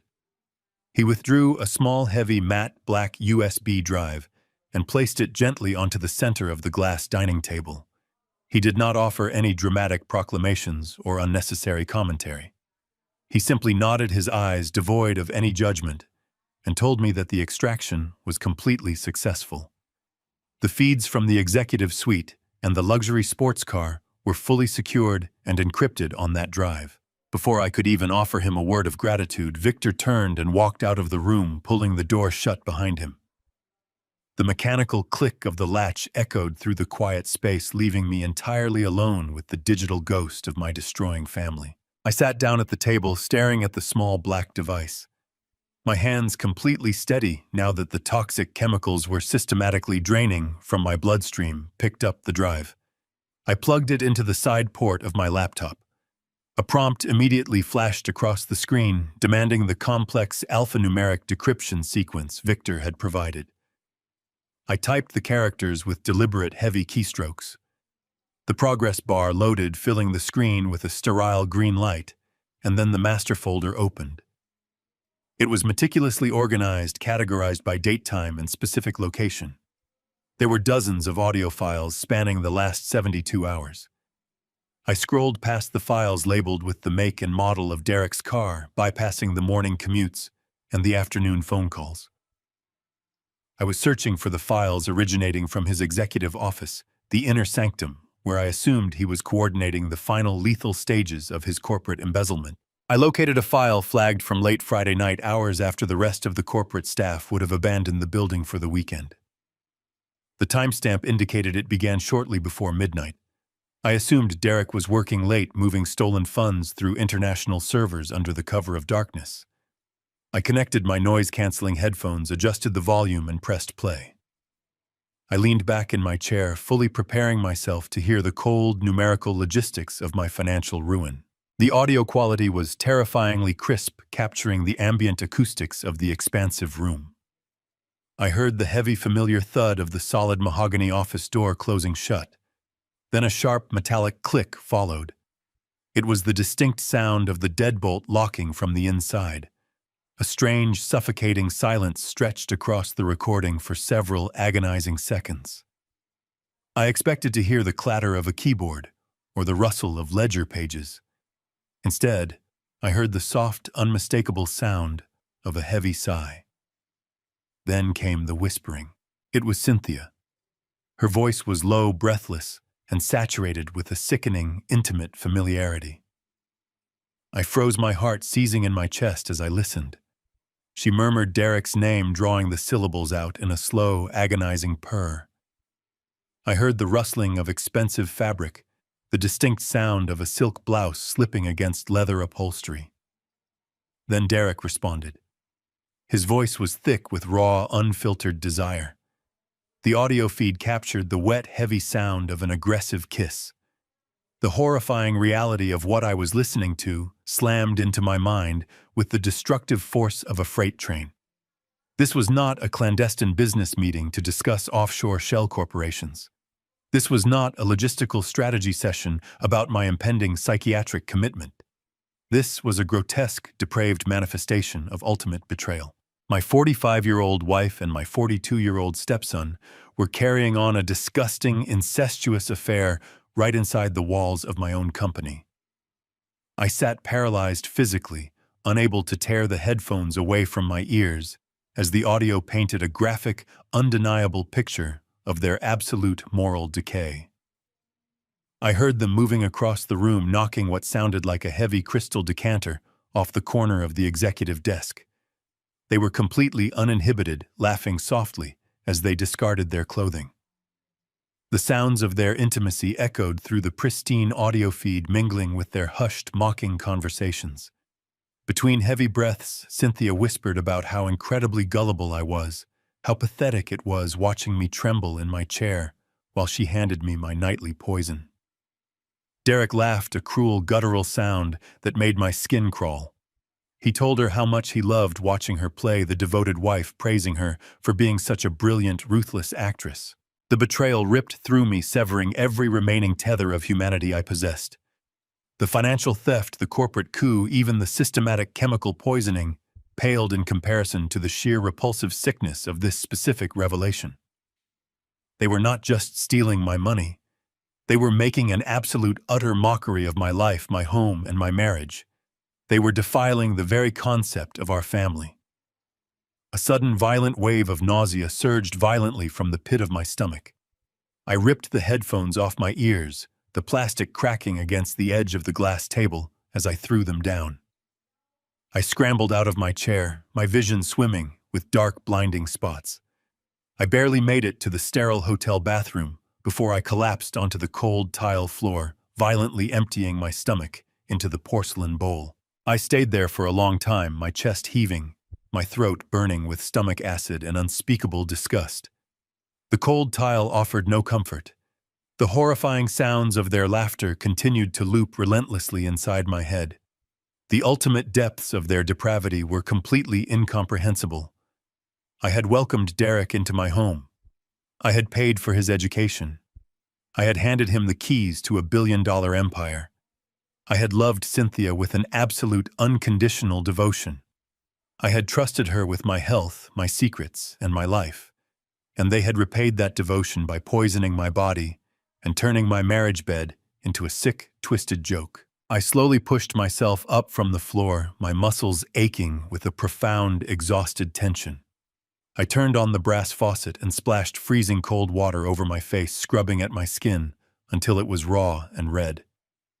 I grabbed a rough white towel and dried my face, lifting my gaze to meet my own reflection in the mirror.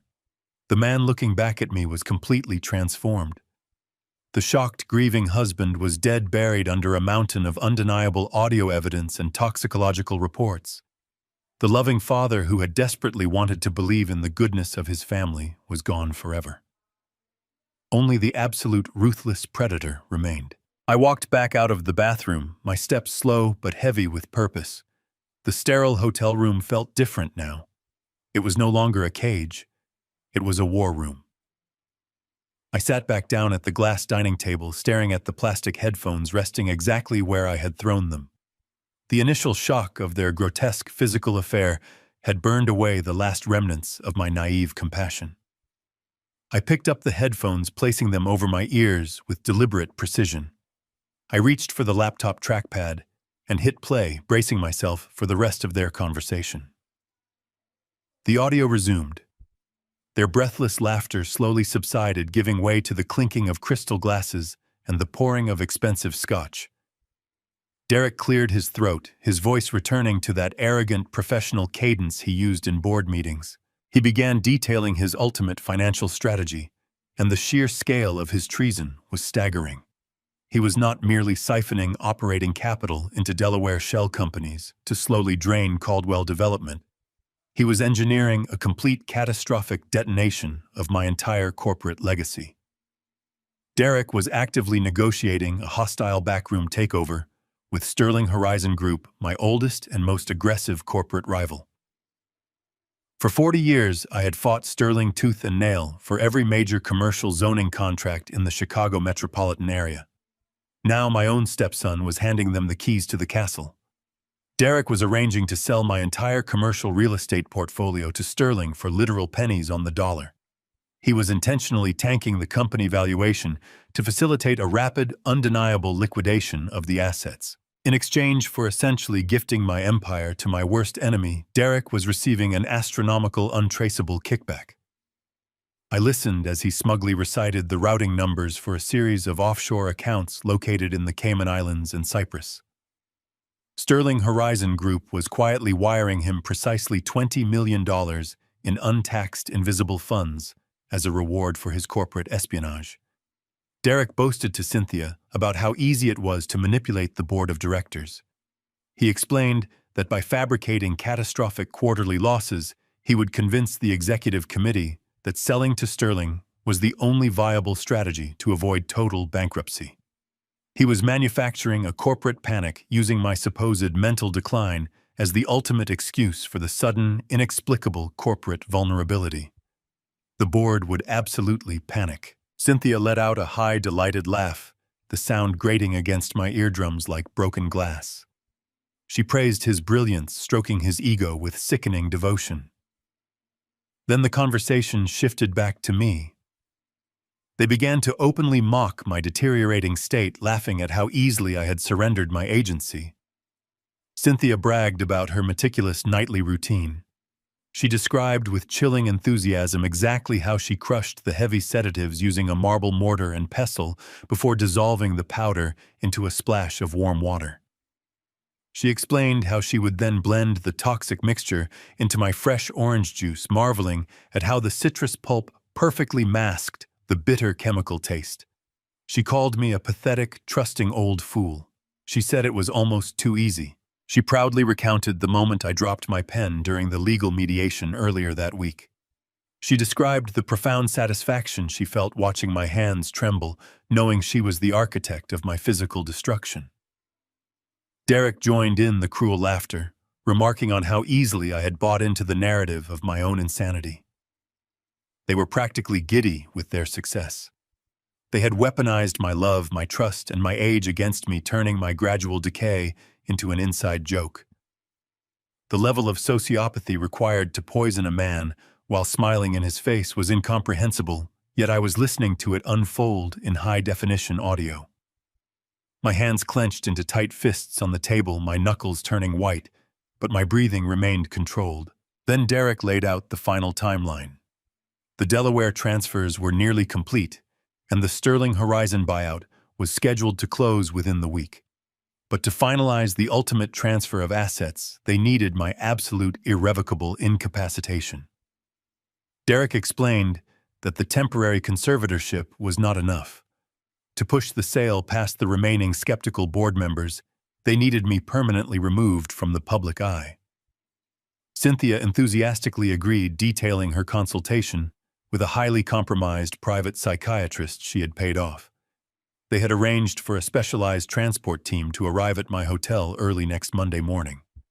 The plan was terrifyingly simple. They would have me forcefully committed to a locked, high-security state psychiatric facility before I could speak. Cynthia explained that this specific facility was notorious for its heavily sedated population and absolute restriction on outside communication. Once I was locked behind those reinforced doors, I would be legally classified as a severe danger to myself. I would not be allowed a phone, a lawyer, or a single visitor without her explicit written consent. Derek added that the medical staff at the facility had already been briefed on my violent outbursts and severe dementia. Any protest I made, any accusation of poisoning or embezzlement, would simply be documented as a tragic textbook symptom of my paranoid delirium. I would scream the absolute truth into the void, and my captors would just increase my medication until my mind finally snapped. I would simply cease to exist. With me permanently buried in a locked ward, Derek would have the absolute legal authority to sign over the final property deeds to Sterling Horizon Group. Once the ink dried and the offshore kickbacks cleared the international banking monitors, their ultimate escape would begin. Derek outlined their flight path. They were not planning to stay in Chicago to enjoy their stolen wealth. They knew Mitchell Reed or some other loyalist might eventually connect the dots. Instead, they had already purchased secondary passports. They were fleeing the country next Friday, escaping to a luxury villa they had secretly acquired in a remote, lawless foreign territory in South America. They would vanish like ghosts, living out their days in absolute luxury, while I rotted alone in a cold, sterile room. The audio file ended with the sound of them clinking their crystal glasses together, toasting to their brilliant future. The recording cut out, leaving a heavy static silence ringing in my ears. I slowly reached up and removed the headphones, setting them down on the glass table. I did not move for a long time. I sat in the dim light of the hotel suite, absorbing the sheer, unfathomable magnitude of their plot. They had built a perfect, inescapable maze designed to strip me of my wealth, my freedom, and my sanity. They had viewed me not as a loving husband or a devoted father, but as a temporary obstacle to be dismantled and permanently discarded. The betrayal was so absolute, so fundamentally evil, that it completely severed any lingering emotional attachment I had left for either of them. They had given me a deadline. I had exactly 5 days before the transport team arrived. 5 days to systematically burn their entire world to the ground. I stared at the glowing screen of my laptop. There was one final audio file remaining in the encrypted folder Victor had provided. It was a short recording captured just as Derek and Cynthia were preparing to leave the executive suite. I hesitated for a fraction of a second, staring at the small play icon on the monitor. My mind and body were already pushed to the absolute limits of human endurance by the devastating revelations of their financial treason and their grotesque physical affair. I did not want to put the heavy plastic headphones back on. I did not want to hear another single syllable of their toxic, arrogant voices echoing inside my head. But the primal protective instinct that had violently awakened inside me demanded total, uncompromising clarity. I needed to know every single detail of their meticulously planned endgame. I desperately needed to know if they had discussed the one thing in my life that mattered more than my commercial real estate empire, my wealth, or my freedom. I picked up the headphones, slid them slowly over my ears, and pressed the play button for the very last time. The audio immediately hissed with the ambient late-night noise of the dark office. I heard the distinct familiar sound of Derek sliding his arms into his tailored suit jacket, preparing to depart. "Are we entirely sure we have covered every single loose end?" Derek asked, his voice echoing slightly in the empty room. "The corporate accounts are draining perfectly on schedule. The Sterling Horizon buyout is completely locked in. The psychiatric transport team is confirmed for early Monday morning. Is there absolutely anything else we are forgetting to handle before we leave for the private airport on Friday?" A brief, chilling silence followed his question. Then Cynthia spoke. Her voice lacked the breathy, seductive tone she had used just moments earlier. It was flat, deeply annoyed, and terribly cold. "We need to figure out exactly what we are going to do with Lily," she said. Hearing my 10-year-old daughter's beautiful name spoken by that treacherous woman sent a violent physical shockwave through my entire nervous system. Derek sighed heavily into the microphone, sounding exactly as if they were merely discussing a minor logistical annoyance, like a delayed construction shipment or a misfiled corporate tax return. "Right," he muttered dismissively. "The kid. We cannot exactly leave her alone in the massive estate once the old man is permanently hauled off to the locked psychiatric ward. The state government will immediately step in and assign a nosy caseworker. They will start asking uncomfortable questions we do not want to answer while the wire transfers are still clearing the international monitors." Cynthia let out a sharp, derisive scoff that made the blood run cold in my veins. "Do not worry about the brat," she said, her tone dripping with unadulterated venom. "I have already made all the necessary arrangements. The exact moment the old man is safely locked away and legally declared incompetent by the court, I am instantly executing my legal authority as her custodial stepmother. I have already enrolled her in a highly obscure, remote disciplinary boarding school located just outside of Geneva. The isolated facility specializes exclusively in troubled children with severe behavioral issues. It is essentially a high-altitude juvenile prison with incredibly strict ironclad communication blackouts. I am putting her on a direct, unescorted commercial flight to Switzerland on Tuesday morning." "And what if she puts up a massive fight?" Derek asked, sounding slightly concerned. "What if she starts screaming and telling the boarding school medical staff that we intentionally poisoned her father?" Cynthia laughed, a cruel, soulless, wicked sound that echoed loudly in the quiet office. "Let her talk," she sneered. "She is just a grieving, deeply traumatized child who supposedly just watched her father lose his mind to aggressive dementia. Absolutely no one will believe a single desperate word she says. They will just heavily sedate her and lock her in a dark dormitory. And honestly, Derek, if the Swiss boarding school somehow refuses to keep her, or if the international travel logistics become too complicated, before our outbound flight on Friday, I will simply sign over my guardianship rights directly to the state foster system. I do not care what happens to her. I am completely done playing the loving mother to his pathetic little spawn." The audio file ended abruptly with the sharp click of the executive suite light switch being turned off, followed instantly by the heavy echoing thud of the solid mahogany door slamming firmly shut. I sat perfectly frozen in the dim light of my hotel room. The silence that filled the beige suite was no longer empty or hollow. It was thick, heavy, and deeply suffocating me with the sheer, unfathomable magnitude of their cruelty.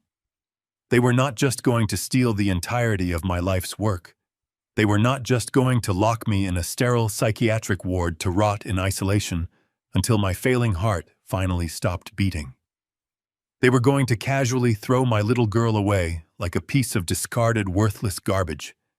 They were going to permanently banish a brilliant, innocent, loving 10-year-old child to a disciplinary prison across the ocean, or intentionally abandon her to the brutal mercy of the overcrowded state foster care system. My breathing slowly regulated, settling into a deep, rhythmic, terrifying cadence. The violent nausea and the dizzying shock that had overwhelmed me earlier were entirely gone. In their place, a terrifying, absolute calm washed completely over my recovering mind. Every lingering shred of mercy, every microscopic drop of pity or hesitation I might have harbored for the treacherous woman I once called my wife, or the greedy boy I had raised as my own son, instantly and permanently evaporated into the cold air. They had willingly crossed a moral boundary that could never under any circumstances be uncrossed. My sweet Lily had risked her own physical safety to quietly slip that desperate warning note into my coat pocket. She had clearly seen the true faces of the monsters hiding in the shadows of our beautiful home, and she had bravely tried to save my life. Now it was my absolute, undeniable duty to save hers. I reached across the table and grabbed the cheap, disposable cellular phone resting on the glass surface.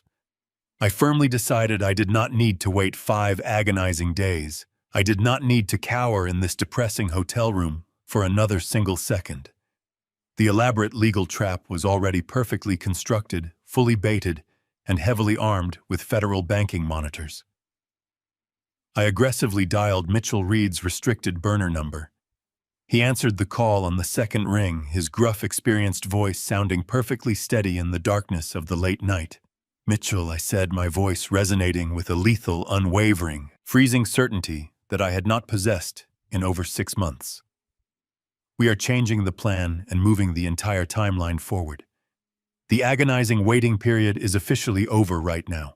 I need you to initiate the banking alerts immediately. Spring the absolute trap." Mitchell did not ask a single question. He simply confirmed the new directives and disconnected the line.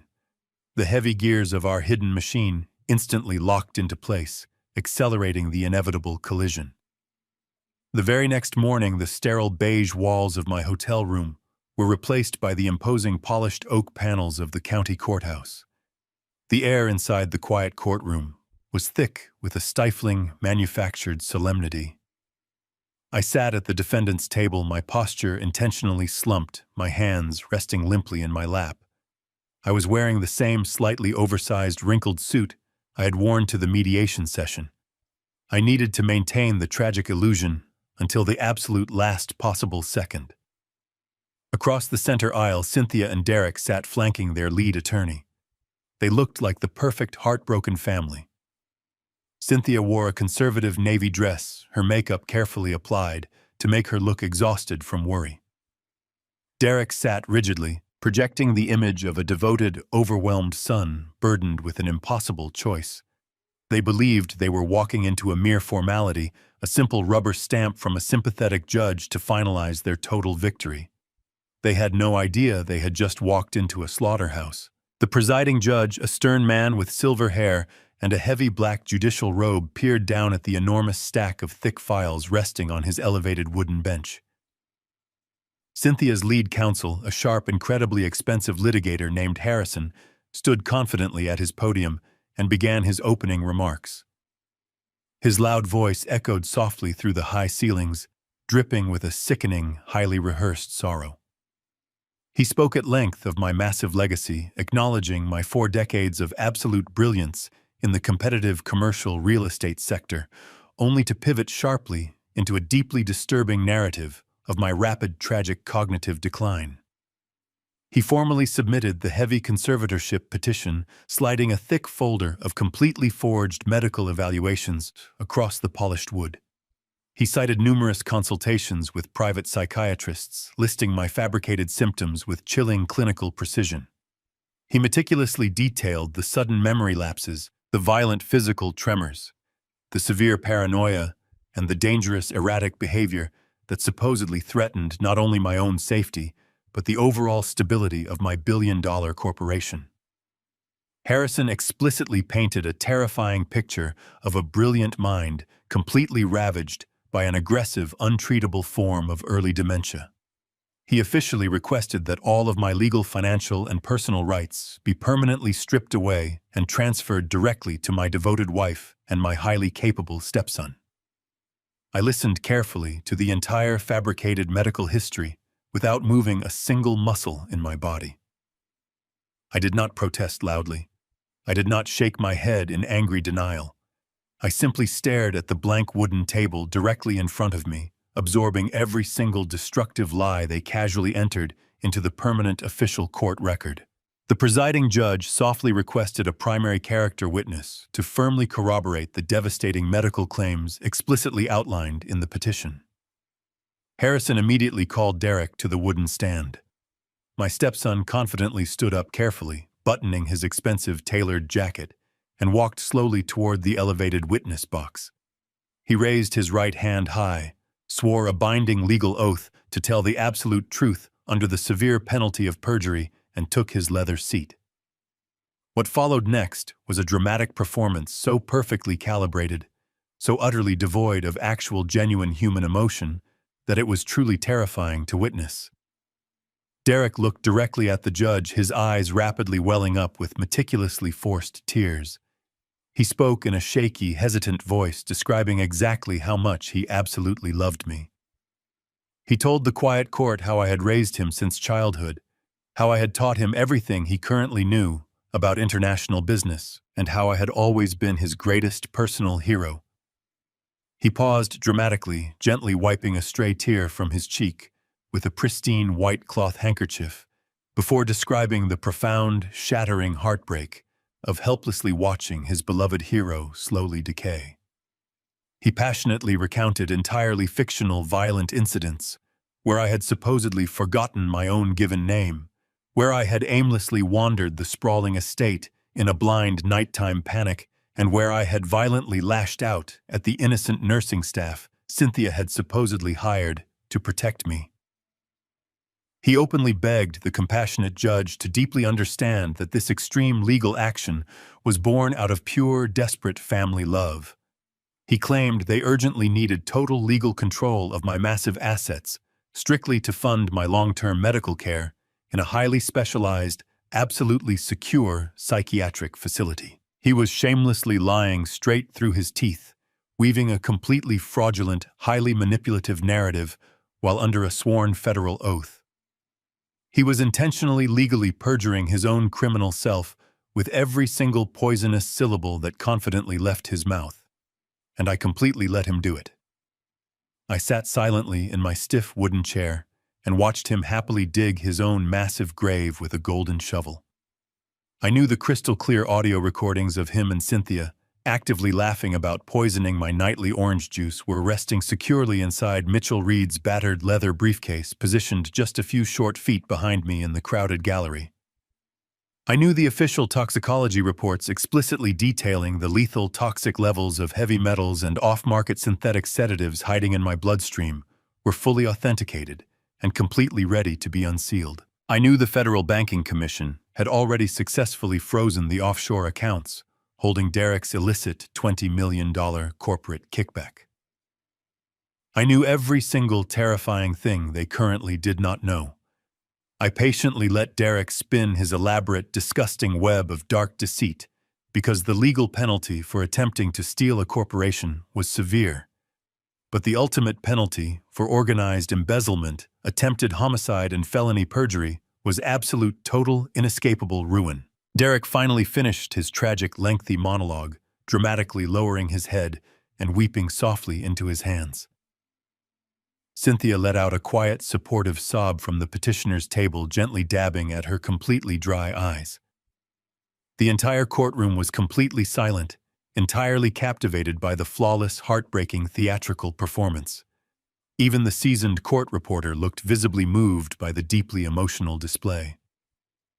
The judge let out a long, heavy sigh, slowly adjusting his silver glasses as he looked down at me from his high bench. His tired eyes were filled with a profound, crushing pity. He saw exactly what they had paid him to see. He saw a completely broken, hollow, senile old man who no longer possessed the basic mental capacity to govern his own life or protect his own massive fortune. He slowly gathered the stack of conservatorship documents, carefully aligning the edges of the paper with a dull, rhythmic tap against the solid wood. He reached for his heavy wooden gavel, clearing his throat as he prepared to deliver the final ruling that would permanently strip away my freedom, my wealth, and my entire future. He was preparing to formally strike the gavel and end my life as a free man, entirely unaware that the trial had not even begun. The heavy wooden gavel hovered in the tense, silent air. The judge drew a deep breath, his eyes filled with tragic pity as he prepared to deliver the fatal blow to my independence. I braced my shoulders, my hand sliding toward the pocket where my audio drive was concealed. I was exactly 1 second away from detonating my defense when a small, determined voice echoed from the heavy oak doors at the back of the gallery. "Wait, please wait." The judge froze, his arm suspended in midair. Every single head in the cavernous courtroom turned simultaneously toward the sudden interruption. Standing in the center aisle, clutching a battered pink tablet to her chest, was my 10-year-old daughter, Lily. Beside her stood a stern state social worker, whom Cynthia had likely brought to facilitate Lily's immediate transfer to the foster system. Lily looked tiny in the imposing chamber, but her dark eyes blazed with fierce courage. She took a hesitant step forward and looked directly up at the bench. "May I show you something that Dad does not know about, Your Honor?" Lily asked, her voice trembling slightly, but carrying clearly across the silence. The reaction from the petitioner's table was violent. Cynthia shot up from her chair with the frantic energy of a cornered predator. Her mask of the grieving wife evaporated, replaced by pure, unfiltered panic. She let out a guttural scream and lunged across the aisle, desperately reaching to snatch the tablet from my daughter. But she never made it past the swinging gate. The armed bailiff intercepted her with terrifying speed, blocking her advance. He placed an authoritative hand onto Cynthia's chest physically, forcing her backward until she stumbled heavily back into her seat. "Sit down and remain silent, ma'am," the bailiff ordered with absolute authority. The judge slowly lowered his heavy gavel, placing it gently down onto his desk. The pity in his tired eyes vanished, replaced by a sharp, calculating judicial scrutiny. He clearly recognized the unmistakable terror radiating from Cynthia's sweating face. He leaned forward, looking down at my brave little girl with a remarkably gentle expression. "You may approach the bench, young lady," the judge said softly, completely ignoring Harrison's frantic legal objections. "Bailiff, please assist the child with the equipment." I sat frozen at the defendant's table, my heart hammering against my ribcage. I had spent 5 days building an ironclad trap, gathering audio recordings and medical reports. I had no idea what my daughter was holding in her trembling hands. Lily walked past my table, offering me a brave smile before approaching the stand. The bailiff gently took the tablet and expertly connected the cables to the courtroom's monitor system. 4 massive digital screens suspended from the high ceiling suddenly flickered to life. Lily reached forward and pressed a single button on the screen.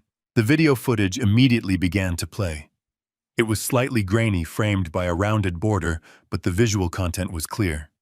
I instantly recognized the expensive marble countertops and the custom cherry wood cabinets. It was the primary kitchen of our sprawling luxury estate. The unique elevated camera angle was distinctly recognizable.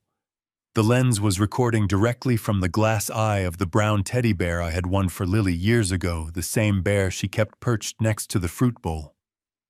The timestamp glowing in the corner indicated that the footage had been captured nearly 3 months ago, late in the evening.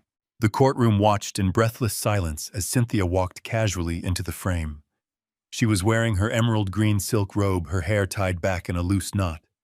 She walked over to the medicine cabinet, but she did not reach for the standard vitamin bottles. Instead, she reached behind a row of ceramic mugs and pulled out a small amber vial. A horrified gasp echoed through the gallery as Cynthia dumped a pile of thick white pills into a heavy marble mortar. The microphone perfectly captured the sharp grinding sounds of the heavy pestle as she crushed the lethal medication into a fine powder. She poured a tall glass of freshly squeezed orange juice, carefully scraping every single granule of the toxic substance directly into the liquid. She grabbed a silver spoon and stirred the poisonous cocktail with a sickeningly mundane rhythm.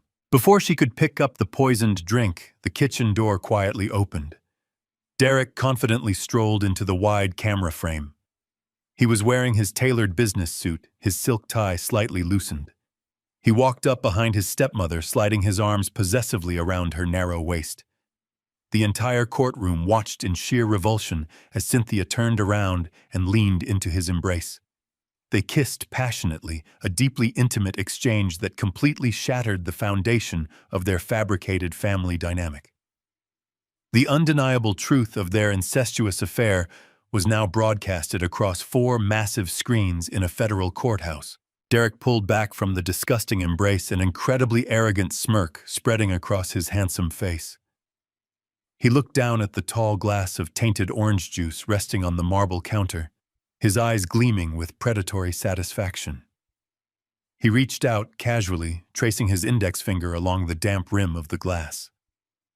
"When the old man's brain completely rots, I will sign the estate over to you," Derek laughed, his voice dripping with concentrated malice.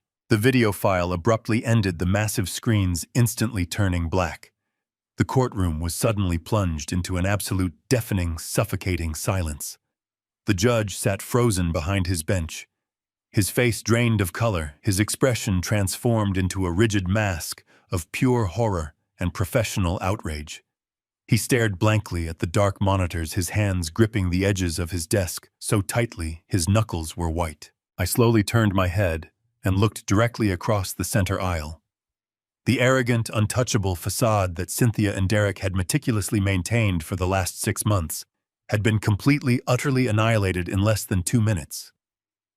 Cynthia was violently shaking her mouth, opening and closing, as she desperately tried to drag oxygen into her constricted lungs. Her face was a sickly, ghostly, translucent white, completely devoid of any blood or life. She looked like a decaying corpse, sitting rigidly in a tailored navy dress. Derek was in a state of absolute, catastrophic shock. The confident, brilliant young executive who had just delivered a flawlessly perjured, tearful testimony minutes earlier was entirely gone. He dropped heavily backward into his padded leather chair, his long legs giving out completely. He stared blankly ahead at the dark screens, his jaw hanging completely slack, his chest heaving with rapid, shallow, terrified breaths. His expensive corporate lawyer, Harrison, physically recoiled from his own clients, taking a very large, deliberate step away from the petitioner's table, as if he had suddenly realized he was standing far too close to a highly contagious disease. The ultimate trap had finally been fully sprung, not by my highly paid private investigators or my elite corporate attorneys, but by the brilliant, unbroken spirit of a brave 10-year-old girl who simply refused to let her father be destroyed in the dark. The silence in the courtroom broke into utter, uncontrollable chaos.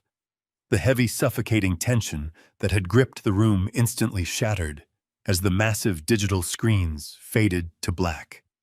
I stood up slowly from the solid oak defense table. My hands were not trembling. My posture was perfectly straight, my shoulders squared with reclaimed strength. My eyes locked directly onto Derek and Cynthia with the cold, lethal precision of a man who had just decisively won a brutal war. I turned slightly and offered a firm, barely perceptible nod to my lead attorney, Mitchell Reed. Mitchell stepped forward smoothly, opening his battered leather briefcase. He pulled out a thick stack of documents and dropped them heavily onto the judge's elevated wooden bench. The resounding thud echoed above the rising panic in the gallery. These were not fabricated psychiatric evaluations.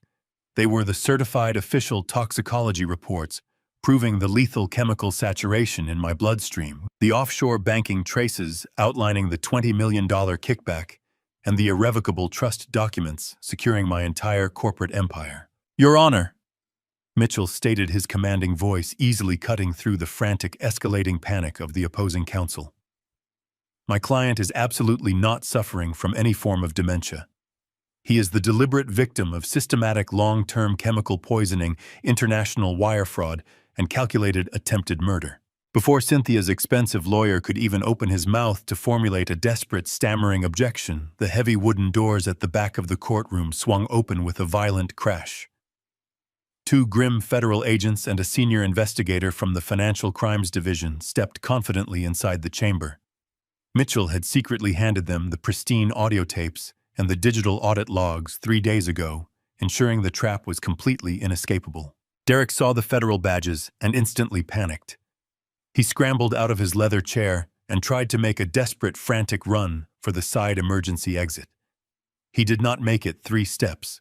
The armed bailiff lunged forward, tackling my stepson to the polished marble floor with a heavy, sickening thud. Cynthia collapsed backward into her chair, her sophisticated facade completely disintegrating. She started screaming, her voice cracking, as she begged me to tell them it was all a terrible misunderstanding. She desperately tried to use that same sweet, toxic, soothing tone she had used while serving me poisoned juice in our hotel room. I did not even look at her. I simply stood my ground, my face carved from stone, watching the absolute destruction of her pathetic lies.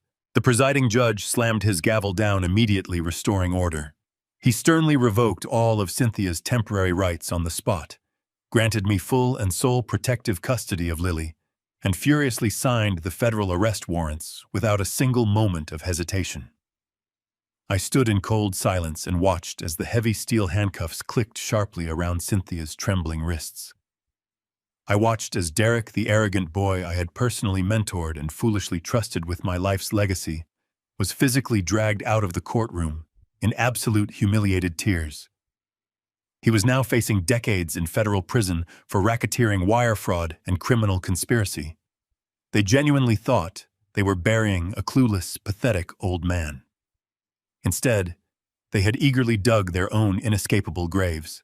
With the federal agents clearing the room of the treacherous monsters, I slowly walked over to the wooden witness box and kneeled down on the floor. I opened my arms and pulled my brilliant little girl into a tight, desperate hug, burying my face in her shoulder as she cried tears of profound relief. The suffocating darkness that plagued my mind was finally lifted, replaced by the bright light of unvarnished truth. I had lost a treacherous wife and a dangerous stepson to their greed, but I saved my life, secured my empire, and protected the only family that truly mattered. Betrayal rarely comes from your enemies. It wears the face of those you feed and protect. When you spend your life building an empire and providing for your family, never let your generosity blind your instincts. Trust is a beautiful thing, but blind trust is a dangerous liability. Always keep a firm hand on the steering wheel of your own life, your finances, and your health. The moment someone tries to isolate you for your own good, that is the moment you must fight back the hardest. Protect your legacy, but most importantly, protect the innocent who depend on you. If this story kept you on the edge of your seat, hit the like button and subscribe right now. Have you ever caught someone plotting behind your back? Tell me exactly how you handled the betrayal in the comments below. I will see you in the very next story video.